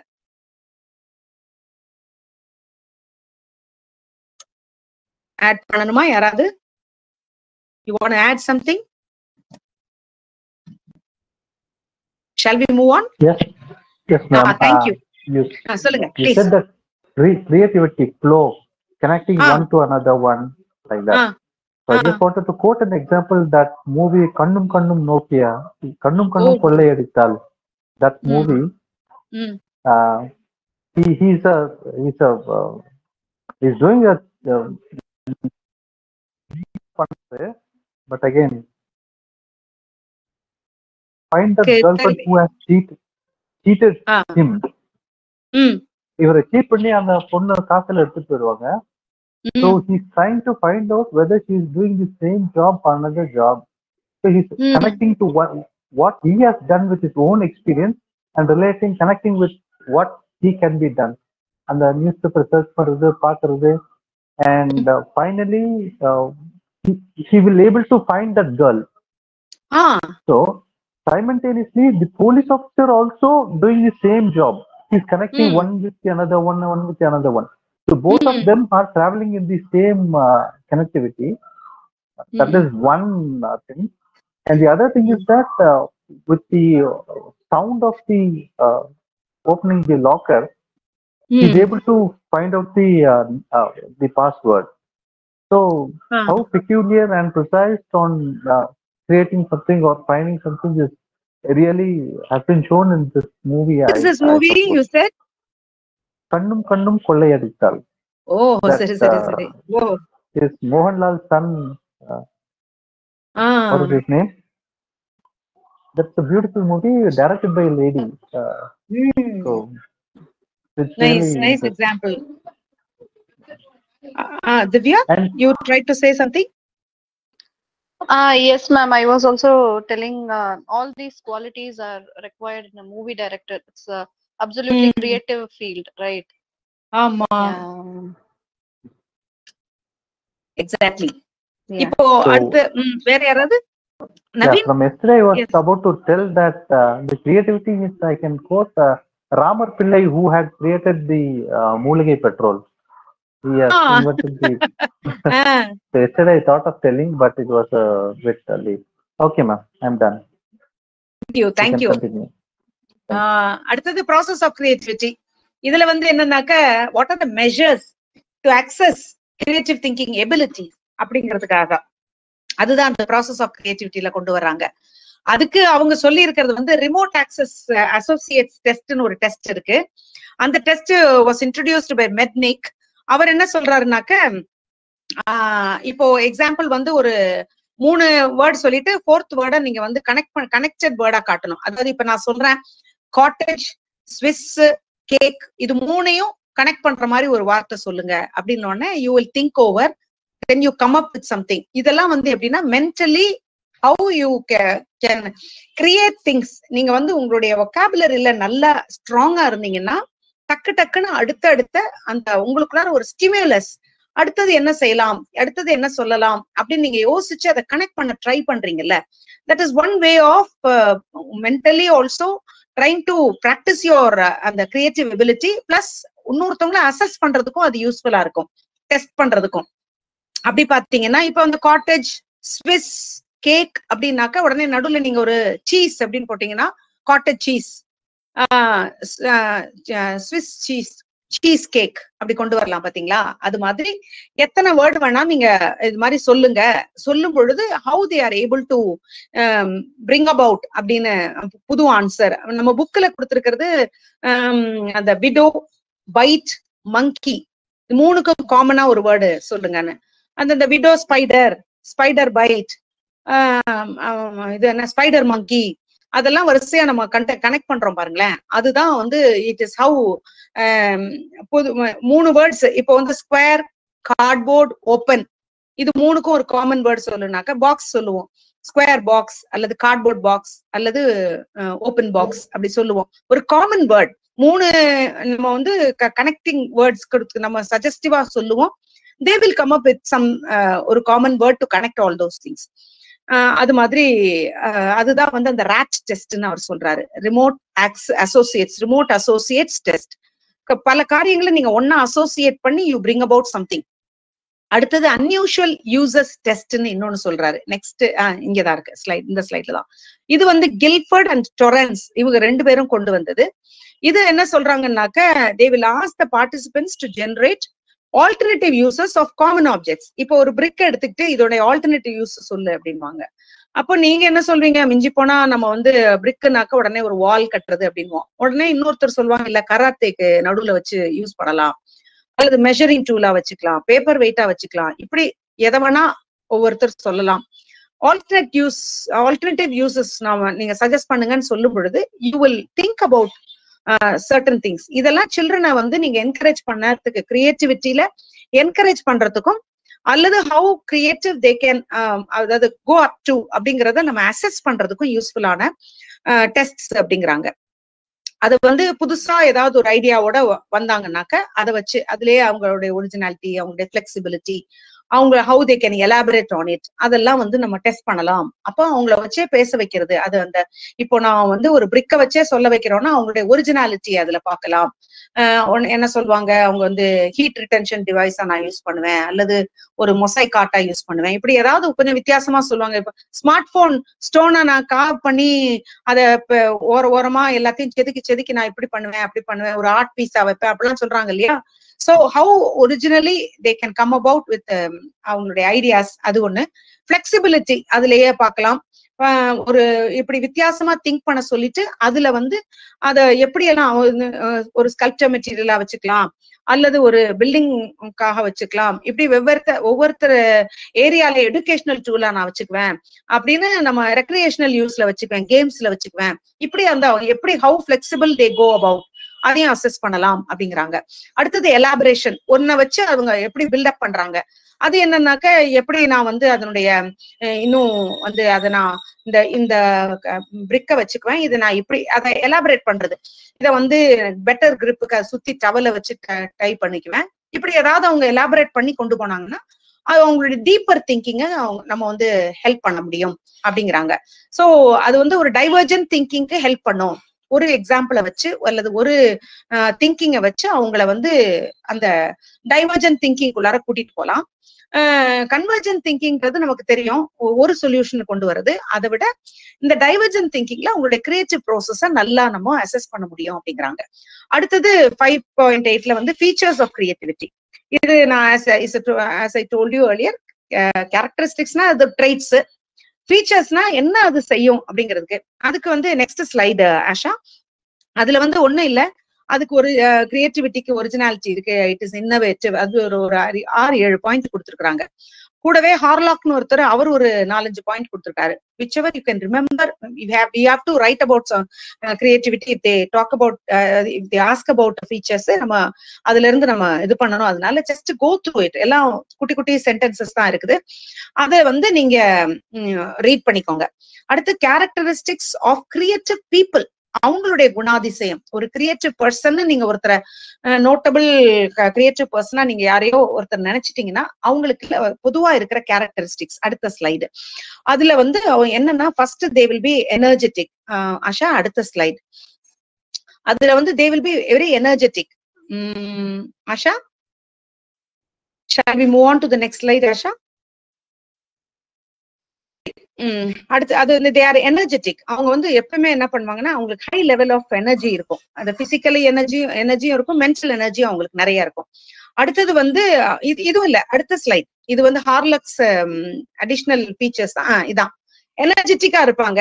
அவங்களுக்கு வந்து மென்டல் எனர்ஜி நல்லா இருக்கும், பிசிக்கல் எனர்ஜியும் நல்லா ஸ்ட்ராங்கா இருக்கும். ஏன்னா அவங்க வந்து அந்த ஒரு தனியா போய் உட்கார்ந்து ஒரு இன்ட்ரோஸ்பெக்டிவ் திங்கிங்குள்ளார போகணும்னா அவங்களுக்கு அந்த எனர்ஜி வேணும். ரா பகல் பார்க்காம உட்கார்ந்துருப்பாங்க. அது மாதிரி இருக்கும்போது அவங்க எனர்ஜெட்டிக்கா இருப்பாங்க. ரெண்டாவது இன்டெலிஜென்ட். இங்க வந்து இன்டெலிஜென்ட் ரொம்ப குரூஷியல் ரோல்னு சொல்றாங்க. ஆனால் பின்னால வந்து ரிலேஷன்ஷிப்ஸ்னு இந்த லெசன்லயே வரும். அந்த இடத்துல வந்து நான் எப்படி வருது நான் காட்டுறேன் உங்களுக்கு. Intelligence plays a crucial role in creativity. IQ நல்லா இருக்கிறவங்களுக்கு கிரியேட்டிவிட்டி நல்லா வரும் அப்படிங்கிறது இவங்களுடைய இந்த இடத்துல அவங்க சொல்ற வாதம். அடுத்தது டிசிப்ளின். அவங்க வந்து என்னன்னாக்க கிரியேட்டிவிட்டி வந்து அப்படியே அன்எக்ஸ்பெக்டடா ஹேப்பன் ஆகுது அப்படின்னு சொல்லப்பட்டாலும் அவங்களுக்கு நிறைய டிசிப்ளின்ஸ் இருக்கும். எப்படின்னா சில விஷயங்களை வந்து அவங்க ரொம்ப கரெக்டா அது வந்து டெலிபரேட்டா அதாவது அவங்க வந்து சில விஷயங்கள் எல்லாம் உட்காருவாங்க. சில விஷயங்களை அதை முடிக்கிற வரைக்கும் அவங்க வந்து அதை விட்டு வெளியே வரமாட்டாங்க. அது வரைக்கும் அவங்க மைண்டை வந்து ஒருமுகப்படுத்துறதுக்கு அல்லது வந்து அது அந்த கிரியேட்டிவ் ஐடியாக்குள்ளாரையே தன்னை மூழ்கி வைக்கிறதுக்கு அந்த ஆஸ்பெக்ட், அந்த கிரியேட்டிவிட்டிக்கு என்ன தேவையோ அதுக்கான டிசிப்ளின் அவங்க கிட்ட இருக்கும். அது வெளியே வர்ற வரைக்கும், அது அந்த குட்டி வந்து அந்த குஞ்சு வந்து வெளியில வர்ற வரைக்கும் அது வந்து அது அவங்க வந்து அந்த எப்படி அந்த பேர்டு வந்து அந்த முட்டையை பத்திரமா பாத்துக்குதோ அது போல அவங்க வந்து அதுக்குள்ள டிசிப்ளினை அவங்க கரெக்டா மெயின்டைன் பண்ணுவாங்க. அடுத்து டெவலப்மெண்ட் ஆஃப் கிரியேட்டிவ் ஸ்கில்ஸ். இது வந்து ஹியூமன் பீயிங் பொதுவா என்ன பண்ணுவாங்கன்னாக்க அடுத்த இதுல வந்து என்னன்னாக்க அவங்களுடைய ஸ்கில் எல்லாம் எப்படி டெவலப் பண்ணிக்கிறது. கிரியேட்டிவ் ஸ்கில்ஸை நம்ம எப்படி 4 கிரியேட்டிவ் ஸ்கில்ஸை நம்ம டெவலப் பண்ண முடியும். Ability to perform task with convenience and subtlety. நம்ம வந்து நம்முடைய இந்த கிரியேட்டிவ் ஸ்கில்ஸை டெவலப் பண்றதுக்கு நம்ம வந்து எப்படி முயற்சி பண்ணலாம் அப்படின்றது. ஒண்ணு வந்து இமேஜினேஷன்ஸ் வளர்த்துக்கிறது. நிறைய இமேஜினேஷன்ஸை வளர்த்துக்க ஆரம்பிக்கும் பொழுது கிரியேட்டிவ் ஐடியாஸும் நிறைய நமக்கு வரும். புது வேர்ல்டுக்குள்ளார நம்ம போறது நிறைய. இப்போ எக்ஸாம்பிள் வந்து ஒரு ஸ்டோரி ரைட்டர்னாக்க நிறைய லிசனிங் டு ஸ்டோரிஸ், அதை ரீடிங் ஸ்டோரி புக்ஸ், இன்னும் கொஞ்சம் ஐடியாஸ் வரதுக்காக அந்த ஏரியால அப்படியே நல்லா உள்ள போய் பாக்குறதுக்கு. பெயிண்டிங்னாக்க அவங்க வந்து என்ன பண்ணுவாங்க, நிறைய பெயிண்டிங்ஸ பார்ப்பாங்க. சோ தட் அவங்களுக்கு புது ஐடியாஸ் கிடைக்கட்டும் அப்படின்னு சொல்லிட்டு. அடுத்தது அது அந்த இமேஜினேஷனுக்குள்ளாரையும் கொஞ்சம் நிறைய அது இன்வால்வ் ஆயிக்குவாங்க. அப்படி உள்ள போகும் பொழுதுதான் அவங்களுடைய சொந்த இமேஜினேஷன் பிளஸ் இந்த ஆப்சர்வேஷன், அடுத்த பாயிண்ட் ஆப்சர்வேஷன், இது ரெண்டும் அவங்களுக்கு கலக்கும் பொழுதுதான் அவங்களுக்கு வந்து புது ஐடியாஸ் நிறைய ஃபார்ம் ஆகிறதுக்கு ஈஸியா இருக்கும். எனக்கு ஞாபகம் இருக்குது, இந்த மலரும் நினைவுகள்னு முதல்ல எல்லாம் மூவிஸ் உடைய ஆக்டர்ஸ் வந்து அவங்களுடைய பழைய காலத்துல அவங்க what ever they have crossed so for அதை பத்தி டிஸ்கஸ் பண்ணுவாங்க. அது நான் சிவாஜி பேசினதை நான் பார்த்திருக்கேன். அவருடைய 50th மூவியா அந்த 50th இயரோ ஏதோ ஒண்ணு போது மலரும் நினைவுகள் அப்படின்னு 3 hours உட்காந்து டிவில எல்லாம் போட்டாங்க. அதுல அவர் சொல்லுவாரு, நான் வந்து எப்பயுமே வந்து ரோட்ல எல்லாம் போய் வென்னவர் ஐ கோ வேறெவர் ஐ கோ, நான் அப்படி பேன்னு போக மாட்டேன். ஒவ்வொருத்தரையும் நான் வாட்ச் பண்ணுவேன். ஒவ்வொருத்தருடைய மேனரிசம்ல இருந்தும் நான் ஏதோ ஒரு கேரக்டரை பிக் பண்ணிக்குவேன். என்னுடைய கேரக்டர்ல அதை பிக் பண்ணிக்குவேன். அதை வந்து நான் இன்ட்ரோடியூஸ் பண்ணுவேன். எப்பயுமே எல்லாரையும் வாட்ச் பண்ணுவேன். whoever speaks to me, இல்ல நான் எந்த இடத்துல நான் ஒரு கடையில நின்று ஏதாவது ஒண்ணு வாங்கினா கூட அந்த சைட்ல வர்றவங்க எல்லாரையுமே வாட்ச் பண்ணுவேன். அதுல ஏதோ ஒரு நாவல் ஐடியா எனக்கு கிடைக்கும். the way they walk, the way they talk, அல்லது அவங்களுடைய மேனரிசம் ஏதாவது, அதை வந்து என்னுடைய கேரக்டர்ல எதுலயாவது ஒண்ணுல போட்டுடுவேன். எது வந்து எனக்கு பிடிச்சிருக்கோ அதெல்லாம் நான் போட்டுடுவேன். This is how they observe. அந்த அப்சர்வ் பண்ணிட்டு அதை திரும்பவும் அவங்களுடைய ஐடியாஸ்குள்ளார கொண்டு வர்றது. பிளஸ் வந்து அந்த இமேஜினேஷன், சொந்த இமேஜினேஷனுக்காக அவங்க the way they spend their time உட்கார்ந்து இருந்து அதை அப்படியே வந்து அவங்க அந்த இமேஜினேஷன் பேஸ்டா அவங்க கொண்டு வர்றதுக்காக கொஞ்ச நேரம் அவங்க they need அந்த ஸ்பேஸ் அவங்களுக்கு வேணும். அதை எப்படியாவது தேடி அந்த டைம்குள்ளார அப்படியே யோசிச்சு எழுதுவாங்க. நேத்து கூட நம்மளோட ஃப்ரெண்ட்ஸ்ல ஒருத்தவங்க ஷேர் பண்ணாங்க, அவங்களுடைய ஸ்கூல்ல வந்து ஒரு within a short while they had to, she was pressurized to write a poem, கவிதை எழுதணும் அப்படின்னு சொல்லிட்டு. யாருன்னு தெரியல, நம்ம ஃப்ரெண்ட்ஸ்ல ஒருத்தவங்க சொன்னாங்க. the way she was pressurized, அப்போ உடனே டக்குன்னு அந்த இடத்துல நான் உட்கார்ந்து கொஞ்ச நேரம் அப்படி இருந்து நான் I could do what they wanted, அதை எல்லாரும் அப்லோட் பண்ற மாதிரி பண்ணேன் அப்படின்னாங்க. அதுதான் அடுத்தது அண்டர்ஸ்டாண்டிங். அவங்களுக்கு வந்து அந்த ஒரு அண்டர்ஸ்டாண்டிங் இருக்கும் அவங்களுக்குள்ளார. எப்படின்னாக்க இப்போ எக்ஸாம்பிள் வந்து இப்போ ஒருத்தர் வந்து ஓல்டு மூவிஸா நிறைய பாக்குறாருன்னு வைங்களேன், அதை வந்து அப்படியே வரிசையா பார்த்துட்டே இருந்துட்டு அதை வந்து அப்படியே சிலர்லாம் ரெப்ளிகேட் பண்ணுவாங்க, காப்பி பண்ணுவாங்க. இவர் வந்து அதுக்குள்ளார இருக்கிற அந்த பெட்டர் அண்டர்ஸ்டாண்டிங்காக அதை திரும்பவும் பார்ப்பாரு. பார்த்துட்டு ஒரு clear understanding of the situation வந்த உடனே அந்த சிச்சுவேஷனை வேற விதமா தன்னுடைய கிரியேட்டிவ் ஐடியால அதை அப்படியே வேற மாதிரி கொண்டு வருவார். ரெப்ளிகேட் பண்ணாம அதே சமயத்துல அது ஒரு அண்டர்ஸ்டாண்டிங்க்கு வந்துட்டு அந்த சூழ்நிலையை அண்டர்ஸ்டாண்ட் பண்ணிட்டு அதுக்கப்புறம் வந்து அதை வேற மாதிரி ரீப்ரொடியூஸ் பண்றது. அடுத்து கிரியேஷன். நீங்க இங்க கூட யாரோ சஜஸ்ட் பண்ணாங்க, இதெல்லாமே ஒரு மூவி டைரக்டருக்கு தேவையான காரியங்கள் அப்படின்னு சொல்லிட்டு. ஆமா, இதெல்லாம் வந்து அவருடைய கேரக்டரா பார்க்கும் பொழுது இதெல்லாமே தேவையா இருக்கு. கிரியேட்டிவிட்டி வந்து ஒரு கிரியேஷன் அப்படிங்கிறது பாத்தீங்கன்னாக்க ஒரு ஃபண்டமெண்டல், ஒரு நேச்சுரல் குவாலிட்டி. ஒருத்தருக்குள்ளாரையும் அது வந்து ஒவ்வொருத்தருக்குள்ளாரையும் ஒரு அந்த இன்பார்ன் டேலண்ட்ங்கிறாங்களே, அதுவும் முக்கியமான ஒன்று. வந்து ஏஜ், அந்த நாட்கள் ஆக ஐடியா ஃப்ளோ, அப்புறம் புது திங்கிங், இதெல்லாம் அவங்களுக்கு ஸ்ட்ரென்தன் பண்ணி அது கடைசியில வந்து it relates to the self expression. தன்னுடைய எக்ஸ்பிரஷனை வெளியில கொண்டு வரதுக்கு with all self confidence when they bring it, அது வந்து அவருக்கே வந்து அந்த ப்ராடக்ட் மேல அவருக்கு ஒரு சந்தோஷம் இருக்கும். இதுதான். அடுத்தது 511, இன்னும் 2 சப்ஹெட்டிங்ஸ் தான் இருக்கு. Methods of developing creativity. இது வந்து அதுல நெக்ஸ்ட் ஸ்லைடு ஆஷா. இதுல வந்து என்னன்னாங்க சினெக்டிக்ஸ்னு ஒரு வார்த்தை சொல்றாங்க. Asha next slide. அதுல வந்து சினெக்டிக்ஸ் அப்படின்னாக்க வந்து பிரிங்கிங் ஃபோர்த் டுகெதர் அப்படின்னு அதனுடைய அர்த்தம். அப்போ வந்து எதையெல்லாம் அவங்க ஒன்னா கொண்டு வர்றாங்க அப்படின்னாக்க ஒரு it's a problem solving technique. அது வந்து என்னன்னாக்க எல்லாத்தையும் குட்டி குட்டியா எல்லாத்தையும் ஒன்னா சேர்த்து making the strange familiar and familiar strange. அதுதான் புதுசா எக்ஸ்ப்ளோர் பண்ண ஆரம்பிச்சாங்கன்னா ரொம்ப பரிச்சயமா இருக்கிறத வித்தியாசமா காட்டுவாங்க, ரொம்ப ஸ்ட்ரேஞ்சா காட்டுவாங்க, அல்லது ரொம்ப ஸ்ட்ரேஞ்சா இருக்கிறத ரொம்ப சாதாரணமா நமக்கு காட்டுவாங்க. இதுதான் இந்த ஒன்னா கொண்டு வர்றது, ஜாயினிங் டுகெதர் அப்படிங்கிறது. அதாவது இரலவெண்டா இருக்கிறத கூட திடீர்னு உள்ள கொண்டு வந்து அக்செப்டபிளா மாத்திடுவாங்க நம்ம கிட்ட. நம்ம கொஞ்ச நாள்ல வந்து ஓ இது இப்படி கூட ஒண்ணு இருக்கா அப்படின்னு நம்ம யோசிக்க ஆரம்பிப்போம். Does anybody have any இதுக்கு எக்ஸாம்பிள் ஃபார் திஸ்? புதுசா வந்து அதான் ஒரு ஃபெமிலியரா இருக்கிறத வந்து அன்ஃபெமிலியரா காட்டுவாங்க, அல்லது அன்ஃபெமிலியரா இருக்கிறத ஃபெமிலியரா காட்டுவாங்க. அதாவது ஃபெமிலியரைஸ் பண்ணி கொடுத்துருவாங்க நமக்கு. அந்த மாதிரி இருக்கிற இன்னோவேட்டிவ் திங்கிங். அடுத்தது வந்து இதுக்கு எக்ஸாம்பிள் வந்து புக்ல என்ன கொடுத்துருக்காங்கன்னாக்க, இந்த கோர்டன் அவர் சொல்றாரு, கிரியேட்டிவிட்டி ஃபாலோஸ் ஐடென்டிஃபைபிள் பேட்டர்ன்ஸ். அது வந்து if I were bicycle wheel அப்படின்னு ஒருத்தர் யோசிக்க ஆரம்பிச்சாராம். நான் பைசைக்கிள் வீலா இருந்தா எப்படி இருப்பேன், அப்ப இந்த வீல் எங்கெங்கெல்லாம் குத்தும், என்னென்னலாம் அதுக்கு சாஃப்ட்னஸ் வேணும், அதெல்லாம் யோசிக்க ஆரம்பிச்சுதான் பைசைக்கிள் வீலுக்கு அதுக்கு ஒரு செக்யூரா, அது நல்ல வெல் பெர்ஃபார்மிங்கா ஒன்னா கொண்டு வர முடிஞ்சது. அந்த டிசைனர் வந்து அப்படி அவரு யோசிக்க ஆரம்பிச்சாரு. அப்ப ஸ்கூல்ஸுக்கு போற குழந்தைகளுக்கு எப்படி வேணும் அப்படிங்கறத அவர் யோசிக்க ஆரம்பிச்சாரு. லிட்டரலி அப்படி அவர் யோசிக்க ஆரம்பிச்சு he could bring together certain things. அதுல இருந்து புது டிசைனிங் அவர் கொண்டு வந்தாரு அப்படிங்கிறாங்க. அடுத்து மார்பலாஜிக்கல் அனாலிசிஸ்.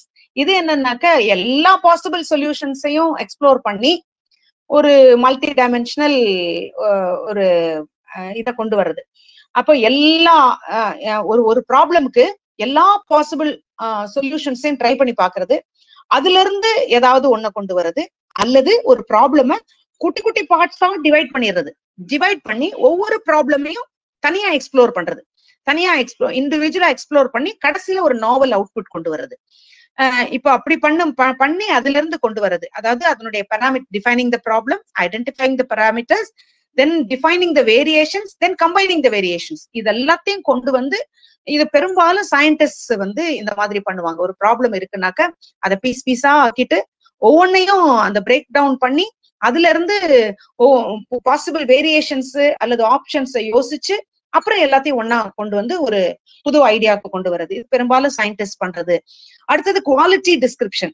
இது வந்து என்னன்னாக்க அந்த ஒரு விஷயம் இருக்குது, அதனுடைய ட்ரெய்ட், அதனுடைய பேசிக் ஐடியா என்ன, இது எல்லாமே பாத்தீங்கன்னா இந்த சயின்டிபிக் டெக்னாலஜிக்கல் இன்னோவேஷன்ஸுக்கு ஹெல்ப்ஃபுல்லா இருக்கும். எப்படின்னா அதனுடைய ஒரு பிரச்சனை இருக்குன்னா அந்த பிரச்சனையில இருக்கிற அந்த என்ன ப்ராடக்ட் இன்வால்வ் ஆயிருக்கோ அதனுடைய எல்லா ட்ரெய்ட்டையும், அதனுடைய எல்லா பாசிபிள் சேஞ்சஸையும் யோசிச்சு பார்த்து அதுல இருந்து ஏதாவது ஒண்ணு நம்ம புது ஐடியாவா இதை மாத்தி பார்க்கலாமே, அதை மாத்தி பார்க்கலாமே அப்படின்னு கொண்டு வருது. பெரும்பாலும் இது எப்ப பண்ணுவாங்கன்னா, அந்த கார் எல்லாம் பாத்தீங்கன்னா வருஷம் புதுசா என்னமாவது கொண்டு வந்தா அடுத்த மாடல், இல்லைன்னா அது மாடலே கிடையாது இல்லையா, அது வந்து பழைய மாடல்லே இருக்கு அப்படின்வாங்க. அப்ப they have to work on something. ஒவ்வொரு பார்ட்டோடைய ட்ரெய்ட்ஸையும் யோசிப்பாங்க, அதனுடைய கேரக்டரிஸ்டிக் என்ன, அதுக்கு பாசிபிள் சேஞ்சஸ் என்ன கொண்டு வரலாம், அதுக்கப்புறம் அந்த குவாலிட்டியை எப்படி இம்ப்ரூவ் பண்ணலாம், அடுத்தது அதுல இருந்து அந்த ப்ராடக்ட்டுக்கு ஒரு புதுசா என்னத்தை இன்ட்ரோடியூஸ் பண்ணலாம் அப்படிங்கிறது. இது வந்து பொதுவா அந்த மாதிரி they will identify the qualities, they will describe the qualities, then they will explore on the relationships. அடுத்தது இன்னொன்னு பிரெயின்ஸ்டார்மிங் உள்ள எல்லாரும் பேச விட்டுறது. அதுல ஒரே ஒரு ரூல் வச்சிருவாங்க, என்னன்னா no criticism, few rules. No criticism. யார் வேணா எவ்வளவு அப்சர்டா வேணா ஐடியா கொண்டு வரலாம். இன்ஃபேக்ட் அப்சர்ட் ஐடியாஸ், ஜோக்ஸ் எல்லாத்தையும் உள்ள சொல்லுங்கன்னுவாங்க. ஏன்னா அதுல இருந்து கூட நம்ம இந்த பிரெயின் ஸ்டார்மிங் பண்றவங்க என்ன பண்ணுவாங்க, அதுல இருந்து கூட ஐடியாஸ் கொண்டு வருவாங்க. தே வில் வெல்கம் அன்யூஷுவல் ஐடியாஸோட வாங்க அப்படின்னே சொல்லுவாங்க. அப்புறம் வந்து அந்த கடைசியில வந்து நிறைய வேணும், quantity, they want more quantity, நிறைய ஐடியாஸ் கொடுங்க, அப்பதான் நிறைய எஃபெக்டிவ் சொல்யூஷன்ஸ் வர முடியும். அதனால நிறைய சான்சஸ் இருக்கணும், நிறைய ராடிக்கல் அந்த நியூ ஜெனரேட்டட் ஐடியாஸ் கொண்டு வாங்கன்னுவாங்க. Then they combine and improve the ideas. இதுதான் பிரெயின் ஸ்டார்மிங்கோட வேலை, பிரெயின் ஸ்டார்மிங்ல பண்ற வேலை. இது மாதிரி இன்னும் நிறைய பண்ணுவாங்க, இந்த லேட்டரல் திங்கிங்னுவாங்க, அப்புறம் மைண்ட் மேப்பிங்னுவாங்க. இதெல்லாம் வந்து இந்த திங்கிங்க்கு புதுசா நம்மளுக்கு ஹெல்ப் பண்ற விதங்கள். அடுத்தது டைப்ஸ் ஆஃப் கிரியேட்டிவிட்டி. இதுல 4 மேஜர் டைப்ஸ் இருக்குது. ஸ்லைடு அது வந்து என்னன்னாக்க யூஸ்வலா வந்து அந்த அஷா நெக்ஸ்ட் ஸ்லைட், பிகாஸ் அதுல வந்து அந்த பிக்சரை காட்டணும். இந்த picture காட்டினாதான் we will have an idea. இது வந்து என்னன்னா deliberate and cognitive, அல்லது deliberate and emotional, spontaneous and cognitive, spontaneous and emotional. இப்படி 4 விதமான டைப், 4 விதமான கிரியேட்டிவிட்டி டைப் இருக்கு அப்படிங்கிறாங்க அவங்க.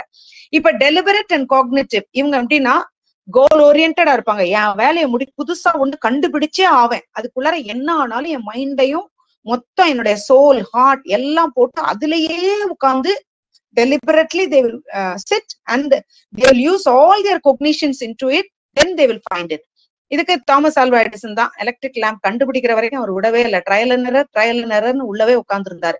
அந்த இன்ட்யூஷன் நம்ம கண்டுபிடிச்சிருவோம் அப்படிங்கிறது ஒண்ணுதான், அதை வச்சுதான் அது அவரு உட்கார்ந்து இருந்தாரு. தான் டெலிபரேட் அண்ட் காக்னிட்டிவ் கிரியேட்டிவிட்டி, இது ரெண்டையும் கொண்டு வர்றது.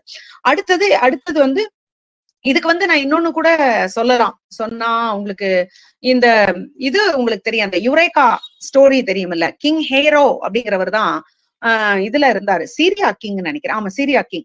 அவர் என்ன பண்ணாரு, அவருடைய கிரவுன், தலையில இருக்கிற கிரவுன் நான் ஏற்கனவே ஷேர் பண்ணேன் ஒரு தடவை. அவருடைய கிரவுன் உண்மையிலே அது கோல்டா, ஏன்னா அவருடைய கோல்ட் ஸ்மித் கொண்டு கொடுத்த கிரவுன் பார்த்தா கொஞ்சம் கனமா தெரியுது. அவருக்கு இது கோல்டு தானான்னு ஒரு சந்தேகம் வந்துருச்சு. அப்ப இது பியூர் கோல்டான்னு கண்டுபிடிக்கிறதுக்கு அவருடைய அரண்மனையில இருந்த சயின்டிஸ்ட கூப்பிட்டு, ஆர்கிமிடிஸ கூப்பிட்டு நீதான் கண்டுபிடிக்கணும்ட்டாரு. இவரும் யோசிக்கிறாரு, ஒரு ஐடியாவே வச்சு கண்டுபிடிப்பாங்களா? அதானே மேடம்? சரி சொல்லுங்க. வாட்டர் தண்ணியை ஊத்தி. எக்ஸாக்ட்லி அதேதான். அப்போ இவர் என்ன பண்ணாருனாக்க, இவர் ஆக்சுவலா இது அவருக்கு ஐடியாவே கிடைக்கல. ஒரு முறை வீட்டுல when he was taking bath என்ன பண்ணாரு, வாட்டரை பாத்ரூம்ல பாத் டப்ல பிரிம் வரைக்கும் ஃபில் பண்ணிட்டாரு. அதுல அவர் இறங்கி உட்காரும் பொழுது தண்ணி கீழே ஊத்துது வெளியில. அப்ப அவருக்கு திடீர்னு ஒரு ஐடியா தோணுது. அப்படியே அவர் எந்திரிச்சு யுரேகான்னு கத்திட்டு அரண்மனைக்கு போனாருன்னுவாங்க. அவர் கத்திட்டே போய் அரண்மனையில போய் சொல்றாரு, இந்த மாதிரி I have found out. What have you found out? உடனே ஒரு பாத்திரம் கொண்டு வாங்க, அதுல தண்ணி ஃபுல்லா டு த பிரிம் நிரப்புறாரு. அவரு நிரப்பி அதுக்குள்ளார இந்த கிரவுனை போடுறாரு. What much of water was displaced அதை கலெக்ட் பண்றாங்க கீழே இன்னொரு பாத்திரத்துல. அந்த தண்ணிய வெறும் கோல்டையும் அதே மாதிரி வெயிட் பண்றாங்க. அந்த வெயிட்டும் இந்த வெயிட்டும் கரெக்டா இருக்கான்னு பாக்குறாங்க. பார்க்கும்போது அது பார்த்தாக்க இல்ல, அது கிரவுனோட வெயிட் ஜாஸ்தி இருக்கு, பிகாஸ் சில்வருடைய டென்சிட்டி டிஃபரன்ஸ் இருக்குன்னு சொல்லிட்டு அதை வச்சு கண்டுபிடிச்சு அவனை கேட்ட உடனே அவன் ஒத்துக்கிறான். ஏன்னா இவருக்கு ராஜாக்கு கிரவுன்ன்றதுனால பிச்சு பார்க்க முதல்ல அவருக்கு இஷ்டம் இல்லை. இப்போ அவன் ஒத்துக்கிட்டதுக்கு அப்புறம் அதை பிரேக் ஓபன் பண்ணா உள்ள நடுவுல எல்லாம் சில்வர் இருக்கு. அதுதான் அந்த மூமெண்ட். அது வரைக்கும் அவர் விடவே இல்லை, அது பின்னாலே இருந்து அவர் கண்டுபிடிச்சாரு. as rightly told by Sridevi also. இது அதுதான் அவருடைய அந்த இன்வென்ஷன். அடுத்து டெலிபரேட் அண்ட் இமோஷனல் கிரியேட்டிவிட்டி. அது என்னன்னாக்க, பெரும்பாலும் இந்த சாங் ரைட்டர் அவங்களுக்கெல்லாம் என்ன பண்ணுவாங்க, அப்படியே உட்கார்ந்து இருப்பாங்க. அந்த ஒரு இமோஷனல் தன்னுடைய இமோஷன்ஸையும் அதோட அட்டாச் பண்ணிக்குவாங்க. ஒரு சேட் இது சாங்னாவோ இல்லது ஒரு லவ் சாங்னா உடனே அதுக்கேத்த மாதிரி how they connect to certain அந்த இமோஷனல் சென்சிட்டிவிட்டி அதோட அவங்க கனெக்ட் பண்ணிக்குவாங்க. இதுக்கு முன்னால நான் ஒரே ஒரு இதை சொல்ல மறந்துட்டேன். இந்த டெலிபரேட் அண்ட் கோக்னிட்டிவ் முதல்ல சொன்னல இந்த தாமஸ் ஆல்வா எடிசன், அது எந்த பார்ட் ஆஃப் த பிரெயின் இன்வால்வ்ஸ்ன்றதையும் சொல்லிக்கிட்டே வராங்க இந்த நாள்லயுமே. அதுல இந்த கோக்னிட்டிவ் அப்படிங்கிறதுனால இந்த பிரெயினுடைய prefrontal cortex is involve. அது ஞாபகம் வச்சுக்கோங்க. கோக்னிட்டிவ்னாவே முன்மண்டை தானே நம்ம யோசிப்போம். ஸோ அந்த ப்ரீ ஃப்ரான்டல் கார்டெக்ஸ் தான் அதனுடைய அந்த மெயின் ஐடியாஸ் ஆர் லொகேட்டட் அப்படின்றாங்க. டெலிபரேட் அண்ட் இமோஷனல் ஆக்டிவிட்டியில amygdala and cingulate cortex parts of brain are involve அப்படிங்கிறாங்க.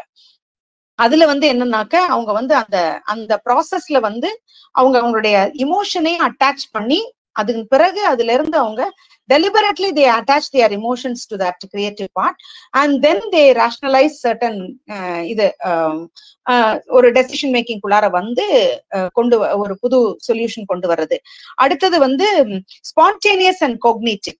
அது என்னன்னாக்க இதுதான் அந்த ஆஹா மொமெண்ட் எல்லாம் வர்றதெல்லாம் என்னன்னா திடீர்னு அந்த நேரத்துல வரும். ஆனா they involve their mind into it. அதுதான் இப்போ இதுக்கு நல்ல எக்ஸாம்பிள் அந்த இது நம்ம இப்ப பார்த்த யுரேகாவும் சொல்லலாம். அடுத்தது மோனாலிசா உடைய பெயிண்டிங் கூட அவங்க சொல்லுவாங்க when he was relaxing or sleeping something அந்த மாதிரி இருக்கும் பொழுதுதான் அவருடைய சன்னுடைய பர்த்டேக்கு என்ன பண்ணலாம், கிஃப்ட் பண்ணலாம்னு அவர் யோசிச்சுட்டு இருந்த சமயத்துலதான் லெனார்டோ டா வின்சி அவருடைய மர்ச்சன்டா அவருக்கு ரொம்ப ஃப்ரெண்ட் ஒருத்தர் அவருடைய ஒய்ஃபோடைய பிக்சர் அவர் ரொம்ப அழகா இருப்பாங்கன்னு சொல்லிட்டு அவங்களுடைய அந்த பிக்சர் அந்த ஸ்மைல் அதை அவர் டிரா பண்ணி அவருடைய சன்னுடைய பர்த்டே அன்னைக்கு அது ஹி செலிப்ரேட்டட் இட். அது அது அதைத்தான் நான் இங்க கோட் பண்ண விரும்புறேன். அது போக வந்து which part of the brain is connected to it, அது நான் பார்க்கலையோ, பார்க்காம விட்டுட்டேன். அது ஒவ்வொன்றிலையும் ஒன்னொன்னு போட்டிருந்தாங்க, ப்ளீஸ் அதை மாத்திரம் பாத்துக்கோங்க. அடுத்தது வந்து ஸ்பான்டேனியஸ் அண்ட் இமோஷனல் கிரியேட்டிவிட்டி. அதுல வந்து அந்த intuitive feelings and the emotional responses. இதுக்கு நல்ல எக்ஸாம்பிள் வந்து பிகாசோவுடைய அவருடைய ஒரு பர்டிகுலர் ப்ளூ பீரியட்னு சொல்லிட்டு ஒரு பெயிண்டிங் பண்ணிருப்பாரு. அது என்னன்னா எல்லாமே ப்ளூ கிரீன் கலர்ல இருக்கும். என்னத்தினால அதை எழுத ஆரம்பிச்சாரு, அதை வரைய ஆரம்பிச்சாரு அப்படின்னு பார்த்தா அவருடைய ஃப்ரெண்டோடைய அவருடைய பர்சனல் ட்ராஜடி தான், அவருடைய ஃப்ரெண்டோடைய சூசைட். அது பிளஸ் அவரோட அந்த நேரத்துல அந்த ரொம்ப சோகமா இருந்த போது அவர் சின்ன வயசுல இருந்து அவர் ரொம்ப பாவர்ட்டியில வளர்ந்திருப்பாரு. அதையும் அவர் கனெக்ட் பண்ணிக்கிறார். இது ரெண்டையும் கனெக்ட் பண்ணி தான் அவர் வந்து அந்த டக்கு ஏகப்பட்ட டிராயிங்ஸ் இருக்கும். அது ஒரு பெரிய கலெக்ஷன் ஸ்பான்டேனியஸா வந்துகிட்டே இருக்கும். அடுத்தடுத்த கலெக்ஷன் எல்லாமே ப்ளூ அண்ட் ப்ளூ கிரீன் கலர்ஸ்ல இருக்கும். இது வந்து அந்த ஸ்பான்டேனியஸ் அண்ட் இமோஷனல் கிரியேட்டிவிட்டிக்கு இது ஒரு நல்ல எக்ஸாம்பிள். பிகாஸ் அவருடைய அந்த மூடு அப்படியே ஒரு டெபிக்ட் பண்ணிக்கிட்டே வருவார் எல்லாத்துலயும். வெறும் பாவர்ட்டியை பத்தி தான் இருக்கும் அந்த பிக்சர்ஸ் எல்லாமே. நீங்க பாருங்க, எங்கேயாவது கிடைச்சிச்சு, ஆனா இந்த நெட்ல இருக்கா தெரியல. இதுக்கு வந்து அமிக்டலா ரீஜன் தான் இமோஷனல் திங்கிங் இன்வால்வ் ஆகுது. பிளஸ் வந்து கொக்னிட்டிவ் ப்ரீஃப்ரான்டல் பிரெயின்ஸ் ஆர் இல்ல அவங்க என்ன சொல்றாங்க, இந்த creativity happens when conscious and prefrontal brains are restingறாங்க. when the prefrontal brain is resting, amygdala region மட்டும் ரெஸ்பான்சிபிளா இருக்குது இமோஷனல் திங்கிங்ல கொண்டு வருது அப்படின்னு சொல்லிட்டு. மோஸ்ட் ஆஃப் த பெரிய ஆர்டிஸ்டோட மியூசிக் ஒர்க், பெயிண்டிங், எபிஃபானின்னு சொல்லுவாங்க. எபிஃபானிங்கிறது ஆக்சுவலா என்னன்னாக்க that was a period when people were all waiting, total silenceல வெயிட் பண்றாங்க. they were waiting for God to appear as human. அப்படி அவங்க ரொம்ப வருத்தமா காத்துட்டு இருக்கும் பொழுது அந்த இமோஷன் எல்லாரும் காத்துட்டு இருக்கிற சமயத்துல, எல்லாரும் அந்த வேதனையை தாங்க முடியாம இருக்கிற சமயத்துல சடனா வந்து அவங்களுக்கு ஒரு good news by the Magi வருது, அந்த ஏஞ்சல் வருது, பர்த் ஆஃப் ஜீசஸ் கிரைஸ்ட் வருது. அதுதான் எபிஃபானி. இங்க ஏன் எபிஃபானின்ற வேர்டை நம்ம புக்ல கொடுத்துருக்காங்க அப்படின்னாக்க, இட் இஸ் லைக் எபிஃபானி போல சடனா வந்து ஒரு ஸ்ட்ரகிள், அந்த ஸ்ட்ரகிளுக்கு அப்புறம் ஒரு பெரிய டிரான்சிஷன், அதுக்கப்புறம் ஒரு ஸ்பார்க் வந்துட்டு அதுக்கடுத்து கடகட நிறைய அதுல இருந்து வர்றது, வரிசையா அதுல இருந்து புது புது டிஸ்கவரிஸ் வந்துகிட்டே இருக்கும் அடுத்தடுத்து.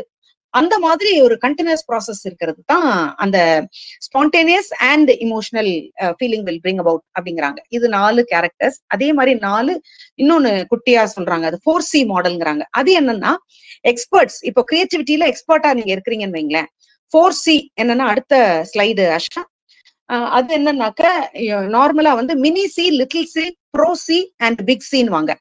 மினி சிங்கிறது என்னன்னாக்க நீங்க கிரியேட்டிவா ஒரு ஐடியாவை கொண்டு வர்றீங்க, ரொம்ப பர்சனலி மீனிங்ஃபுல் ஐடியா, அதோட இன்சைட் எல்லாமே வந்து உங்களுக்கு தான் தெரியும், உங்களுக்கு தான் யூஸ்ஃபுல்லா இருக்கும், அல்லது உங்களுடைய வெரி க்ளோஸ் சர்க்கிளுக்கு தான் யூஸ்ஃபுல்லா இருக்கும், அப்படி இருக்கிறது. லிட்டில் சிங்கிறது வந்து நீங்க எவ்ரிடே ப்ராப்ளம்க்கு நீங்க ஒரு நல்ல சொல்யூஷன் இன்னோவேட்டிவா கண்டுபிடிச்சிருப்பீங்க, அந்த உங்களுடைய என்வாயன்மெண்ட்டுக்கு மட்டும்தான் அது யூஸ்ஃபுல்லா இருக்கும், அதை நீங்க அதுக்கப்புறம் அடுத்த லெவலுக்கு கொண்டு போயிருக்க மாட்டீங்க. அது மாதிரி இருக்கிறது. ப்ரோசி கிரியேட்டிவிட்டி அப்படிங்கிறது ப்ரொஃபஷனல் லெவல் கிரியேட்டிவிட்டி. ஆனா பாத்தீங்கன்னா அது ரொம்ப பெருசா எமினன்ஸ் வந்திருக்காது, ஒரு பெரிய லெவல்ல போய் அது அக்செப்ட் ஆயிருக்காது. உங்களுடைய கம்பெனி, அந்த கம்பெனிக்குள்ளார எல்லாருமே ரெக்கக்னைஸ் பண்றாங்க, அந்த மாதிரி இருக்கலாம். பிக் சிங்கிறது என்னன்னா நீங்க வந்து உங்களுடைய லீடிங் டு பெரிய எமினன்ஸ், வேர்ல்டு சேஞ்சிங் கிரியேஷன், அந்த மாதிரி போறது பிக் சி. இது வந்து 4 லெவல்ஸ் அவங்க சொல்றது. அடுத்து கடைசியில last subheading relationship of creativity with different variables. அவங்க ஒரு 8 வேரியபிள்ஸ கொண்டு வராங்க. அடுத்த slide Asha. Relationship between creativity and intelligence. நான் முதல்ல சொன்னேன்ல, இன்டெலிஜென்ஸ் வேணும்னு சொல்லியிருக்காங்க, இந்த இடத்துல பாருங்க வேற மாதிரி சொல்றாங்கன்னு. என்னன்னா என்ன சொல்றாங்க, we need not accept that all creative people are intelligent. அது உண்மைதான், படிக்காதவங்களுக்கு கூட கிரியேட்டிவிட்டி இருக்கும். லோ லெவல் இமோஷனல் ரிலேஷன்ஷிப் தான் இன்டெலிஜென்ஸுக்கும் கிரியேட்டிவிட்டிக்கும் இருக்கு அப்படின்னு பேரன் சொல்றாரு. ஏன்னா வந்து அப்கோர்ஸ் நமக்கு வந்து ஒரு ப்ராப்ளம் அண்டர்ஸ்டாண்ட் பண்றதுக்கு, ஆர்கியூ பண்றதுக்கெல்லாம் நமக்கு இன்டெலிஜென்ஸ் தேவையா இருக்கலாம். ஆனால் படிச்சிருக்கிறவங்க மட்டும்தான் கிரியேட்டிவா இருப்பாங்கன்றத ஒத்துக்க முடியாது. Experiments prove that highly intelligent persons R not necessarily creative. சில சமயம் கிரியேட்டிவ் கான்ட்ரிபியூட்டர்ஸ் கூட ஹைலி இன்டெலிஜென்ட்டா இல்லாம இருக்கலாம் அதனால நம்ம அப்படி நினைக்க முடியாது. ஆல்பர்ட் ஐன்ஸ்டீன் சொல்றாங்க, சின்ன வயசுல அவர் ரொம்ப மக்கா இருந்தாரு, கிளாஸ்ல வந்து அவர் ஒண்ணுமே, அவர் இன்ஃபேக்ட் அவர் டிஸ்லெக்சியா இருந்தவர். அவரால வந்து நார்மல் சைல்டு எல்லாம் படிக்கிற அளவுக்கு அல்லது புரிஞ்சுக்கிற அளவுக்கு புரிய முடியாம இருந்தார். ஆனா இன்ஜீனியஸ் E=mc², அவர் தான் கண்டுபிடிச்சாரு. அந்த மாதிரி பீத்தோவன், இனி யாரெல்லாம் சொல்லலாம், ஐசக் நியூட்டன், இவங்க எல்லாம் சின்ன வயசுல ரொம்ப ஸ்டூபிடா இருந்ததா அல்லது ஒழுங்கா ரொம்ப அகடமிக்லி வீக்கா இருந்ததா நம்ம பாக்குறோம். In spite of all those things, they were able to make up. பார்த்தா இன்ஜீனியஸ் இன்வென்ஷன்ஸ் அவங்க கொண்டு வந்திருப்பாங்க. அதுல இருந்து நிறைய பேருக்கு இவ்வளோ அறிவா அப்படின்லாம் நம்ம பேசுவோம். நீங்க பாத்தீங்கன்னாக்கா நியூட்டனுடைய படத்தை தான் எதுக்கெடுத்தாலும் போடுவாங்க, அல்லது ஆல்பர்ட் ஐன்ஸ்டீன் படம் தான் போடுவாங்க. பட் அவங்க எல்லாம் பாத்தீங்கன்னா கடைசியில சின்ன வயசுல அவங்க அந்த அளவுக்கு அறிவாளியா இருந்த மாதிரி இல்ல. அடுத்து relationship between creativity and curiosity. Curiosity serves as a foundation for fundamental tendencies. ஏன்னா அதுதான் பேஸ். அந்த கியூரியாசிட்டி இருக்கும் பொழுதுதான் அவங்க வந்து புதுசா அடுத்தடுத்த ஃபியூவல் பண்ணுது அது அப்படிங்கிறது. அதனால இது கட்டாயமா இது ஃபவுண்டேஷன் அப்படின்னு மர்ஃபி சொல்றாரு. அடுத்த relationship between creativity and concentration. இது ஒரு ஸ்ட்ராங் காரலேஷன் இருக்கு. ஏன்னா கிரியேட்டிவிட்டி, ஒரு கிரியேட்டிவ் பர்சன் வந்து he spends a lot of time concentrating on obtaining more knowledge and facilitating a systematic work completion. இதுல எல்லாம் அவங்க ரொம்ப கான்சென்ட்ரேட் பண்ணுவாங்க அப்படின்னு சொல்லிட்டு நம்ம பாக்குறோம்.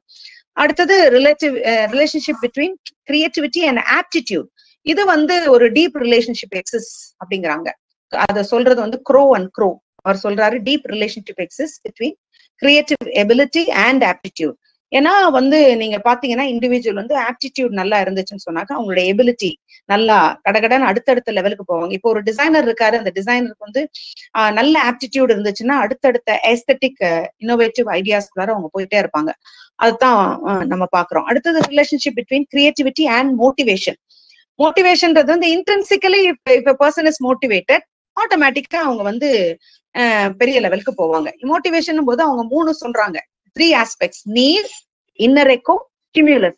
நீடுங்கிறது conditions where anything absent that is absent is felt. இப்போ ஒரு necessity is the mother of invention சொல்லுவாங்களே, ஒரு தேவை இருக்கும் போது ஆட்டோமேட்டிக்கா அது வந்து கிரியேட்டிவிட்டியை மோட்டிவேட் பண்ணிரும். இன்னர் எக்கோன்றது வந்து நமக்குள்ளார ஒரு டென்ஷன் கண்டிஷன், அது வந்து உள்ள இருந்து ஏதோ சொல்லிக்கிட்டே இருக்கிற மாதிரி இருக்கும். அதுல இருந்து அப்படியே வந்து அது மோட்டிவேட் பண்ணி நம்ம கிரியேட்டிவா ஏதாவது கொண்டு வருவோம். அடுத்து ஸ்டிமுலஸ், நமக்கு வந்து ஏதோ we feel something is not well here, அதனால உடனே நீங்க அதை ஃபுல்ஃபில் பண்றதுக்கு நீங்க வந்து ஏதோ ஒண்ணுக்குள்ளார நுழைவீங்க. சோ ஆல் தீஸ் திங்ஸ், இது எல்லாமே வந்து நமக்கு வந்து உள்ள ஒரு புஷ் கொடுக்கணும். அது இன்ட்ரின்சிக் மோட்டிவேஷனா இருந்துச்சுன்னு சொன்னாக்க நிச்சயமா அந்த creative idea will be fruitful. அடுத்த relationship between creativity and attention. இது மொசார்ட் என்ன சொல்றாருனாக்க, இது இங்கேயும் அந்த எபிஃபனின்ற வார்த்தையை கொண்டு வர்றாரு. சடன் எபிஃபனிஸ், திடீர் வெளிச்சம், சடன் எபிஃபனிஸ். அதுக்கு வந்து it requires years of dedicated training அப்படிங்கிறாரு. ரொம்ப நாளா நீ அட்டென்டிவா இருந்து சில விஷயங்களை நீ மண்டையில போட்டு உனக்கு ஒரு ஐடியா வரணுங்கிறதுக்காக நீ ரொம்ப நேரம் கான்சென்ட்ரேட் பண்ணி உன்னுடைய அட்டென்ஷனை, சீக்ரெட் அட்டென்ஷனாவும் இருக்கலாம், இல்லைன்னா எல்லாரும் முன்னாலேயும் இருக்கிற அட்டென்ஷனாவும் இருக்கலாம், நீங்க நிறைய அதுக்கு ஒரு அட்டென்ஷன் கொடுத்துருந்தீங்கன்னா high correlation exist between attention and creativity. அடுத்த relationship between creativity and maturity. அது வந்து என்ன சொல்றாங்கன்னாக்க, சில்ட்ரன் ஏஜ் 5 அல்லது 9 அல்லது 13 அவங்க புரிஞ்சுக்கிறதுக்கும் கொஞ்சம் பெரியவங்க மெச்சூர் பர்சன் புரிஞ்சுக்கிறதுக்கும் there is definitely a lot of difference. அதுக்கு ஏத்த மாதிரி அவங்களுடைய கிரியேட்டிவ் ஐடியாஸும் அந்த மெச்சூரிட்டி இருக்கும் பொழுது நல்லா இருக்கும். they demonstrate high correlation between creativity and maturity அப்படிங்கிறாங்க. அதுக்கப்புறம் relationship between creativity and language. இது வந்து பெரும்பாலும் வந்து இந்த மியூசிக், அப்புறம் மற்ற இது போயம்ஸ் எழுதுறவங்க, ஸ்டோரி ரைட்டர்ஸ், இவங்களுக்கெல்லாம் அந்த லாங்குவேஜ் வந்து அதுதான் essence, making it beautiful, meaningful. அப்போ அவங்களுடைய தாட்ஸ், ஐடியாஸ் எக்ஸ்பிரஸ் பண்றதுக்கு அதுக்கெல்லாம் லாங்குவேஜ் இருந்துருச்சுன்னு சொன்னாக்க அவங்களால வந்து அதை எக்ஸ்பிரஸ் பண்றது ஈஸியா இருக்கும். ஈஸியா மட்டும் இல்ல, புதுசா அவங்க வந்து அதுலயே உள்ள போவாங்க. அப்போ அந்த நியூ தாட்ஸ் எல்லாம் அவங்களுக்கு நிறைய வரும். அதுக்கு அந்த வில்லியம் ஷேக்ஸ்பியர், ரவீந்திரநாத் தாகூர் இவங்க எல்லாம் கொண்டு வந்துக்கலாம் எக்ஸாம்பிளா. That is all for the creativity lesson. அப்பா எல்லாரும் மூச்சு விடுற மாதிரி தெரியுது இப்பதான். Doubts or you want to share something? ரொம்ப கடகடான்னு போயிட்ட மாதிரி இருக்கு, வேற வழி இல்ல. We have to close it at least today. You have any doubts, friends?